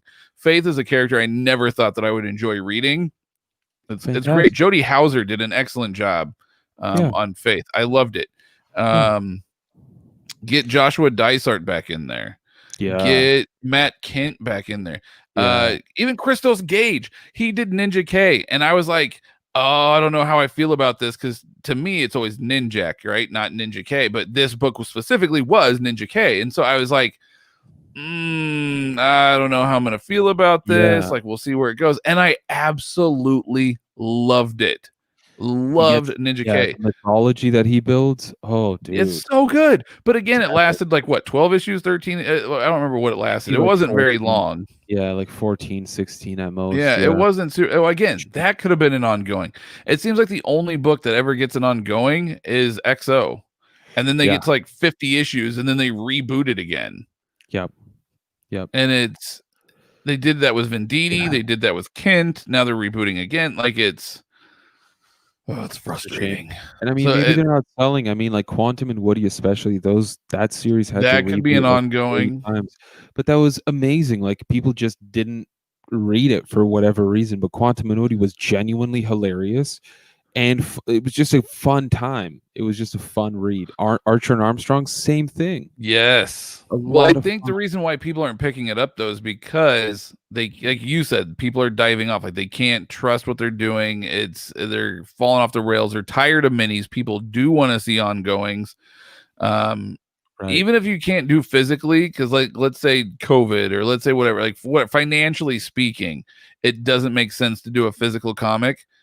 Print them digitally, do it digitally, release them on Comixology or something like that. I can promise you, people are get them out there and tell people these aren't going away. Shadow Man was great, and then they freaking get rid of it after 12 issues. Yeah, like stop doing that. Bloodshot deserves an ongoing. Like, well, like Cullen Bunn was so supposed frustrating. to do. Cullen Bunn was supposed to do Shadow Man, and it's vanished as far as I've seen. It's gone. It's not even. It's not even being solicited anymore. I don't think. It's frustrating for sure. I don't get it. How do we get Dark Horse to reprint Plague of Frogs hardcovers? From my understanding, it's never going to happen. From what I've heard, all future reprints that they're doing of like BPRD Hell on Earth, Plague of Frogs, it's all going to be trade paperbacks going forward. They're not going to do hardcovers anymore. It's like from what I understand, like they'll release the initial run in hardcover, and then as soon as those sell out, everything, all reprints will be done as trade paperbacks. Yeah. But hey, that's where you can bind them yourself and create your own hardcovers. Matt, when can we look for your Green Arrow review? I know I need to get on that. I did it once and it just didn't turn out the way I wanted it to. Not that I'm super picky by any means, as you guys probably know, but it just, I don't know, I was just tired that night and it just didn't work well and I got pissed off and I just haven't gotten back to it. So yeah, no, I will work on it soon, I promise. I have actually been really, really busy with voiceovers lately, but I will get back on it, I promise. It's coming. It's sitting back here on my shelf. Yeah. Are either of you guys going to pick up the Super Sons omnibus? I read the singles and love them, and I'm pretty keen for an omnibus. Yeah, I think I might. This reprint too is supposed to. I think it's supposed to have more material than what the original Super Sons omnibus had. Yeah. I think I'll be picking up any of the Tomasi stuff that happened in Rebirth because it's good. It's fantastic. Mm-hmm. Hey Zeus, awesome show, guys. Enjoyed the custom bind talk. Have a great night. Brandon, gotta go. Great show. Take care. Chris, I'm getting that Super Sons Omni because of excitement from readers like Nathan McGregor. That's awesome. JT, I have videos up. You haven't you have videos up, man? I was not aware. Normally you tell us when you have a video up. Yeah, thank you for letting us know. I'm gonna go look right now and see what videos you got going on. Is that's not it. That's JT Gamer, but that's not the right JT Gamer. I need to find your account, my man. There's a lot of JT Gamers. There's a lot of you guys out there. That's true. Yeah. As I look at it now, well, you gotta find the one with Spyro as the icon. It's gotta be here somewhere. We'll support you, JT. I promise. We will definitely. We'll search you. Or we'll find you and we'll check out your videos and we will like and comment. And I just gotta find the right one. There's a whole bunch of JT Gamers. I've got it open here. Oh, Mike's got it. He'll send me the link. Yeah. We'll take care of it. Well, I promise you, we'll check it out. Thank you for letting us know. K-Dog, Mike is higher than Kite Man. Hell yeah. Hell yeah. Dude, I love that. Kite Man. Hell yeah. Dude, I laughed so hard. Who was it? King that wrote it? King, oh my God, I laughed so damn hard. Steals like the pearls off a woman's neck. I ordered X-Men Second Genesis. Was that a good choice? If you enjoy X-Men, yes. It's one of those things, man, you don't know until you read. Everybody's got different tastes. Everybody's got different things that they like and don't like. I personally have heard great things about X-Men Second Genesis. I don't know if I did read it. It was years ago and I really don't remember it, so I can't speak to it personally. But Yeah, man. Just check it out. If you don't like it, you can always sell it and buy something else. That's the beauty of these. They hold value usually. Nathan McGregor, I bought all the normals and variants, and I'm gonna buy the omnibus. I love the series. Will the world ever see a collection of Morrison and Yowell's New Adventures of Hitler? That's right. I should say it was Yoel who did Zenith. Now that I remember, not Chris Truog. My bad. Way to go, shithead. I thought you were a fan. I just see Morrison, man. As soon as I see Morrison on the cover, it's all over. My pants are down. I mean, the game's it's done. The night's over. You're like, that's all I need. Yeah, I haven't read New Adventures of Hitler, but I definitely would love to see a collection of it. It makes sense to see a collection of it. I mean, you know, Hitler's. Oh damn, JT's got 4 new videos I haven't seen. Yeah, he's been busy. He's put up more videos than I have. Yeah, I'd definitely love. Yeah, I'd love to see a collection of New Adventures of Hitler. Considering I've never read it, let's put it in an oversized hardcover, please. There you go. Now, is Valiant basically done? Also, Mike, I asked about which Man of War run you like better. So, follow-up question: which Bloodshot run do you like the most? Oh, you don't want my opinion? Fine, fuck you. No, I'm kidding. I joke. Man of War's tough because I loved Venditti's run, but I loved Kint's run as well. I like Venditti's more. I love them both, but I like Venditti's more. I would say Venditti's is better because it's more fleshed out and there's definitely more character progression with Arik. And there's a lot of crossovers and a lot of fun stuff that happens. Yeah, you get to see him really interact with the universe. You get to see him be a part of Unity as opposed to him being this solo dictator. It's very interesting what Venditti does. I think I would have to go with Venditti in that regard. But like in terms of Bloodshot, I love I'm gonna go super Polish on this Swierczynski run. But like, is that how you say it? I mean, yeah, Dwayne, say it again. Swierczynski. Yeah, I don't want to. I can't roll it, but Swierczynski. Okay. Yeah, I always thought it was like Swierczynski, or I never knew how to pronounce it. It's definitely Polish, and that's the pronunciation of it. So that's a fact. You guys can put that on Wikipedia. But Jeff Lemire's run is just, I mean, the best. It's so good. You get time travel. You get everything. You get mind manipulation. Someone in the hardcover comic chat described it as, what was it, Jason Bourne? Like, it's just fantastic. It's the best. Yeah, Bloodshot Salvation hit me in the feels numerous times. It sucks that it wasn't a long run either. It was fairly short. It was like 12 issues or something. It definitely deserved to be a lot longer. Yeah. Salvation, Reborn. I mean, yeah, Reborn's good too. Yeah, Salvation is the one that did me in though. Like that one is the one that just blew my socks off. Yeah, it's fantastic. Amazing Nation, great stream tonight, y'all. Thank you, sir. Chris, Mike, you got me reading Animal Man, and now I'm grabbing Authority. Thank you for the recommendations in the show. Good night, guys, and thank you. Well, thank you for watching. We are making royalties off of all these purchases. Yeah. So we do appreciate it. Wish. That'd be cool. Yo, what is up, God Mode? Love again. All right. Yeah. Oh, live again. Love too, though. We are live and loving. And then the last comment, seems like IDW Artist Edition books are becoming more popular this year.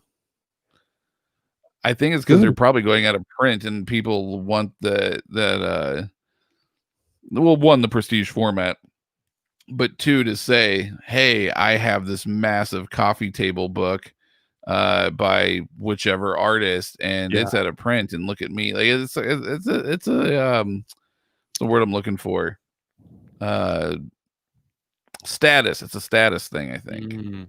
Yeah, I've got one. I've tried to show it off in the past, and you dropped it, didn't you? Yeah. I got it for like $30 though. So I mean, but it's freaking epic, dude. I mean, Frank Miller, Walt Simonson. What? That is epic. What was it? RoboCop, Terminator. I mean, yeah, I think it was RoboCop versus Terminator or some shit. Yeah. Love that stuff. I saw DC recently released an artist portfolio hardcover of Lee Bermejo artwork, Ooh, which must be very pretty to look at. But I would be very. very tempted to cut out all the pages and just make a huge tapestry, I'll call it, on my walls. Because I mean, Lee Bermejo is, look, like there's been, certain people have disliked Lee Bermejo's artwork for the colors, whatever it may be. I must say that man, whenever he draws something, it blows me away. Doesn't matter what he's drawing. It could be Batman sitting on his chair in the Batcave. It's going to be one of the most beautiful things I've ever seen. The detail, the positioning of the camera angle, as you will. The dude just has a style that clicks with me. I love it. Yeah, no, I love his art. His some of his art's actually like background art, like desktop art on my PC and stuff for work, and my Mac as well. And I love it. It's gorgeous stuff. I actually, oh no, not on this. Well, maybe. I also have it. I was like on my watch face. I have some Lee Bermejo Batman stuff on my watch face too. His art is killer. I love it. Yeah. I'm gonna share something here. We can move on to the next question for the time being, but okay. So the next one that just came in is Ronald here asking: is Ultimate Fantastic Four and Ultimate X-Men recommended readings? Mike, have you read these before? I haven't read Ultimate Fantastic Four. I've read X-Men though, and I think that was Mark Millar who was writing it, and it wasn't terrible, but it wasn't outstanding. I wouldn't recommend it. It was okay. So, all right. So in the Marvel Ultimate Universe, the one that takes the cake, obviously, is Ultimate Spider-Man. That one is like hands down the best one out of any of the Ultimate books. Ultimate Galactus trilogy was fun. I enjoyed it. I didn't mind Ultimate Avenger or Ultimates. Yeah, Ultimates was good. I enjoyed Ultimates. Ultimate X-Men, it's fun. It is what it is. It wasn't anything that I'd be like, oh my god, I have to own this. But it was good. Now, a lot of people have tended to shit on Ultimate Fantastic Four. I personally loved Ultimate Fantastic Four. Maybe it's just because I'm a Fantastic Four fan in general, but I really dug it. Was it like the most amazing stories ever written? No, not at all. But I thoroughly enjoyed it, and I actually want to collect the deluxe hardcovers again. I think there's like 6 or 7. Well, I think you have to have I think there's 6, and then you have to get like Ultimatum and stuff to kind of wrap everything up. But I do want to get the hardcovers again. I just don't want to spend very much. I gotta wait till I can find them for a good price. But I did enjoy them, and if it wasn't for Ultimate Fantastic Four, you would not have Marvel Zombies. Yeah. So, or I mean, Donny Cates has used Ultimate Reed Richards in his Venom run. Absolute Venom, Absolute Carnage. I apologize. That had Ultimate Fantastic Four Reed Richards in it. So I mean, played a big part. Same with like a lot of Jonathan Hickman stuff. I think Jonathan Hickman wrote Ultimate Avengers, something like that. It was a bit later. It was a bit later on, but I think he had a part to play in the Ultimate universe as well. But yeah, no, I did enjoy Ultimate Fantastic Four. They're fun reads, man. That I really got into them because I read a lot as a kid, started to get into high school, and high school, comics weren't cool and blah, blah, blah. And I kind of fell into that whole, trying to fit in stage, and I found girls and things like that. So I kind of quit reading, that cliched thing. And so I kind of quit reading comics for a while. And then when I was still always kind of nerdy, but like on the down low. And then when I graduated high school in 2000, a good buddy of mine that I went to high school with, huge comic nerd. Me and him actually started hanging out even more after we graduated than we ever did. And he really kind of got me back into comics again. and he collected Ultimate Spider-Man, Ultimate, like that was back when they were first coming out, and he would just hand me stacks of these books. And I would go read them, and I was just blown away. I had so much fun reading them, and those are books that really got me back into comics again. And so, yeah, like maybe that's why they have a special place in my heart. But I thoroughly enjoyed Ultimate Fantastic Four. Yeah. Long story short, yes. Okay, so what do we got here, Mike? What is this? All right, so this is Lee Bermejo drawing pretty much Golden Age Batman. Yeah, like, that looks like Golden Age. I mean, it looks incredible. I'd love to see a series drawn by him doing this. I've never ever been a fan of Golden Age Batman's like cowl. For whatever reason, it just annoys the shit out of me. Yeah. But I will say that right there, I would read the shit.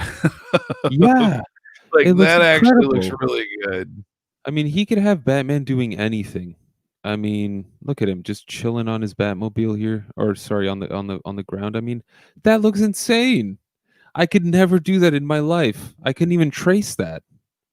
Yep. No, that is incredible. There's one. Okay, there's one more. There's the Constantine. This was the new Black Label series. I forget what Rise and Fall, I think, is what it's called. This was his variant cover for it. I mean, gorgeous, beautiful. I almost want that as a poster on my wall.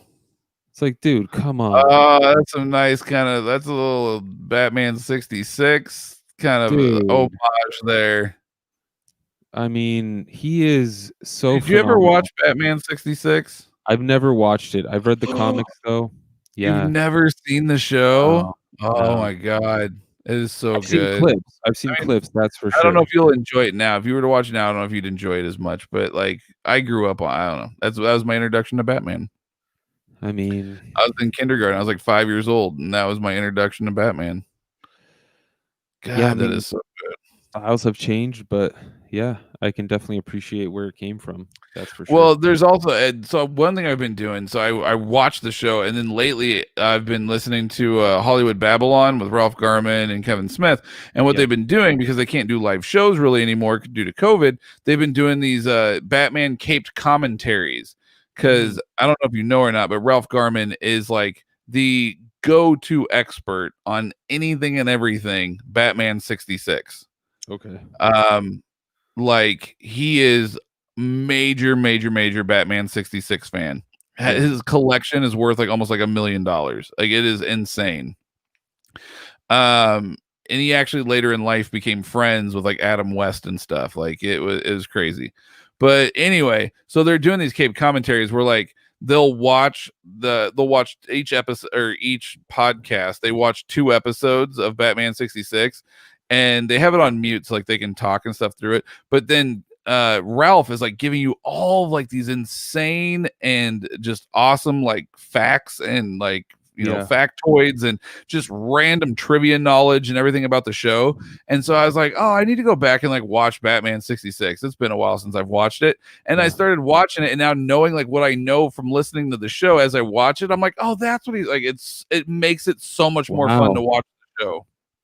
Interesting. And the knowledge that this dude has, and the knowledge bombs that he drops on you, and he explains like why the show was filmed the way it was and why this happened and this happened. Like it just makes you appreciate it that much more. So yeah, I recommend it, dude. Batman 66 is awesome. Agreed. Joker, Luthor, absolute, one of my faves. Agreed. Yeah, Bermejo's a mastermind. Yes, he is. Geez, Matt, I think you're around my age. I am 38, sir. I don't know how old you are, but I am 38. I'll throw it out there. I feel like I'm 48, but I'm 38.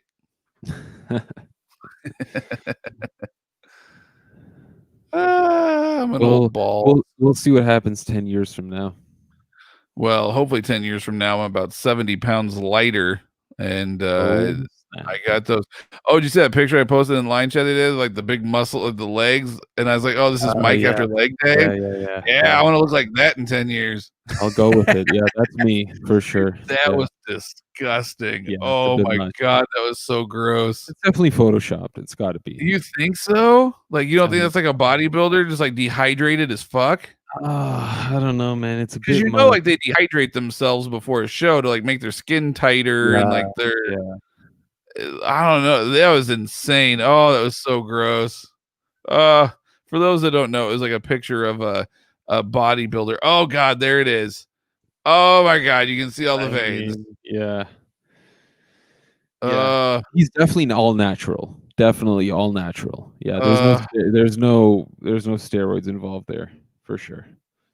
Oh yeah, no, no, it's totally all natural. It's creatine. Oh yeah, it's creatine, peanut butter, protein powder. Yeah, for sure. Yeah, no, I posted that the other day in one of our chats, and I said, "Look, it's Mike after leg day." I saw it, and I was just like completely grossed out. Anyways, moving on. Batman 66's life. Yes, sir. I think amazing. I think you're about my age as well.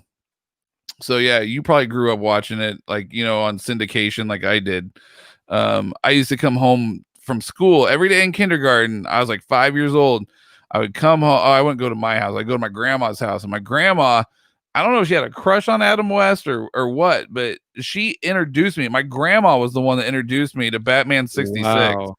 I don't know if she was like, I don't know if she had a crush on him. I don't know if she was like, Matt's a 5-year-old boy. Like, what would a 5-year-old boy like that I would also be willing to watch with him? I don't know what it is, but every day after school, I would go to my grandma's house and we would watch Batman 66. There's like 1 or 2 episodes every day after school. And it would always end with that, come back tomorrow, same bat time, same bat channel. And I'd be like, yeah. And yeah, so many fond memories. And so I owe my grandma my love for Batman. There you go. But yeah, dude, Batman 66 was incredible. Love it. Oh, looking like 28. Thanks. Damn. Yeah. I guess when I don't have like a super long beard, like sometimes I don't think I'll ever grow it back out. It's too much of a pain in the ass to maintain. But yeah, when I keep the beard short, I do look a lot younger. Shave it all off, man. Baby face. Dude, no, I look like a baby face. Like, it's bad how young I look if I shave my face. Like, I'll look like you. Like I will look so young. People will be like, dude, are you old enough to buy alcohol? I'm like, shut up. Let me show you my beer gut. My birthday is the 6th. I'll be 30. Well, happy early birthday, JT. Happy early birthday. Yeah. Everybody tell JT happy birthday. He's a great guy. We like JT. Now. Yep, same age, but I feel like I'm 75. Yeah, dude. Like, my back lately has just been, I'm like, what? I wake up, I'm like, why the fuck does my back hurt? I didn't even do anything. Like, it's bad. I've talked to Mike about this. He's like, dude, fish oil, take your vitamins, you gotta stretch, your carbs, yeah, all that stuff. Yeah, Mike's seen me eat. He's like, dude, you can't eat like that. You can't eat like a stereotypical American. And I'm like, fuck that. Like, I'll eat when I don't. But I am trying to eat a little bit better. I'm trying to pay a little bit better attention to what I eat and what I do. But I still go all out on the grill and the smoker. Like the other day I sent you a pic. I was smoking some burgers and some steaks. Oh, they were so good too. Yeah, hit on that. Yeah. I made some potatoes, some corn. I made cornbread.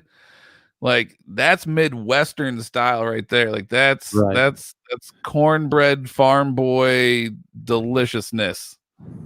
I'm getting hungry now. Damn it. Oh, they gotta open the borders back up so you can get down here and we can go back to fucking I'm drawing a blank. Barbecue. Well, yeah, KC barbecue for sure. But we also need to go back to Skittles. Waffle House. Waffle House. Yeah, we gotta get back to the Waffle House and go see Skittles again. Need to get a new story out of Waffle House. Yeah, for sure. Yeah. How's that for French? Yep, 40. Yeah, so we're about the same age. I pretty much have a similar story. Batman said, well, yeah, your grandparents were fucking binding comics too, if I remember correctly. That's incredible. Yeah. That is absolutely incredible. We should have you on the show. I want to hear more about that. I really would love to try to pronounce your name, but I'm afraid that I'm going to butcher it. Mike's better at this. Do Whatever you know? it says on the screen. I mean, no, you can't. You don't want to go for it either. No to Rarv Human. I mean, No, that's probably or terrible. to Arv Human. Human. Yeah. No to Varg Human. Human. Human. Love you guys. And she spelled it like Beetlejuice. Oh, kind of like Beetlejuice. Love you guys. Thanks. Okay. We love you too. We greatly appreciate all the love and support. Absolutely. JT's asking us if we ever watch Omar with near mint condition. Yes. Big fans of Omar. Omar's a great guy. We really do like Omar quite a bit. Yeah, he's fantastic. Wish we could get some of his views. Some people need to come over to our channel. Like you can be fans of both. You don't have to just go to Omar. You can also come to our channel. It's okay. Right.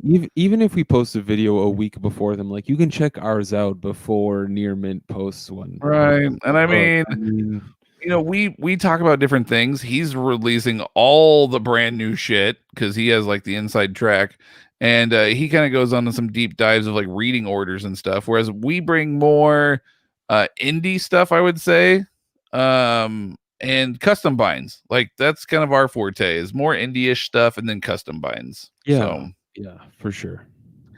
But yeah, so anyways, Mike needs to hit the hay. We're hitting that time. We're a little over 2 hours at this point. Thank you to everybody that came on and chatted, and a huge thank you to Zaki Hasan. Of course. That man's collection is incredible. I'm glad Mike was actually able to find some pics to show since we didn't have camera. But yeah, that is absolutely incredible. If you're tuning into this late, just scroll back. I mean, the live chat I think will be active, so you can scroll back and look at the one post we made, the hardcover comic, where it's a link that will take you to his forum. Well, not his forum, but the forum that he pretty much started on, and you can see like his first binds all the way to here. And if it doesn't, let me throw it up on the screen just so that in case these comments disappear and you're watching on a replay. Let me throw up the link here. Oh, geez, where's it? It's all buried. Let me find the link here, and I'll throw up the link on the screen so that way you guys can see it that way. Keep talking. I don't mean to interrupt you. I apologize. No, all good. Yeah, I mean, he was seeing his books was a huge influence on me. I loved his die stamps, and I was very sorely disappointed that I couldn't get them in the Ontario region, but it is what it is, and I can at least enjoy the images of his fantastic collection. He's got, again, several hundred books custom bound, which is I mean, that'd be nice. You know. Yeah, I can't believe the size of that. Oh, here it is. I cannot believe the size of that collection. And then I was like, oh, well, your wife must be supportive. No, not at all. yeah. I gotta compare it to hookers and drugs in order to justify this thing. I'm like, hey, man, whatever works, that's fair. Yeah, absolutely, 100%. But yeah, check that out. That'll take you to page 1 of his thread, basically, and you can go through like the 25 pages where he posts a bunch of pictures. Some of the pictures are expired at this point. You know, some of his websites are extinct or just don't support those photos for whatever reason, but you can see most of it there. It's amazing. Yeah, so thank you all very, very much. Again, new shirts. Huge shout out to Christoph for the design. We do have the new shirts. Yeah, amazing. We can do them in different colors, different styles, all sorts of stuff. We've also got a new little mini round logo, which we should actually start using for our YouTube, to be honest with you. That we're thinking about doing some stuff on. So if anybody's interested in any sort of merch or want to help support the channel, by all means, please let us know. Reach out. Instagram, email, Twitter, whatever. We have it all. And then Patreon. If you are interested in any giveaways, we're actually going to be doing a giveaway for October. It's officially October. Well, now it's October 2nd, but October is here, which means we're going to be doing a September giveaway any day now, where we do drawings for omnibuses, deluxe hardcovers, absolute editions, etc. All you do is donate a minimum of $1 a month, and then you are placed in the drawing each month for one of these books. And then the more you donate, obviously, the more drawings you get. So Yes. more entries you get. Fun stuff. But yeah, and then we also try to do some like, you know, digital comic giveaways and things like that too along the way. So that is at patreon.com/the hardcover comic if you are interested in joining up with that. So all right, everyone. Well, thank you all very much. We greatly appreciate you guys hanging out with us tonight. Much love. Stay classy. Ciao.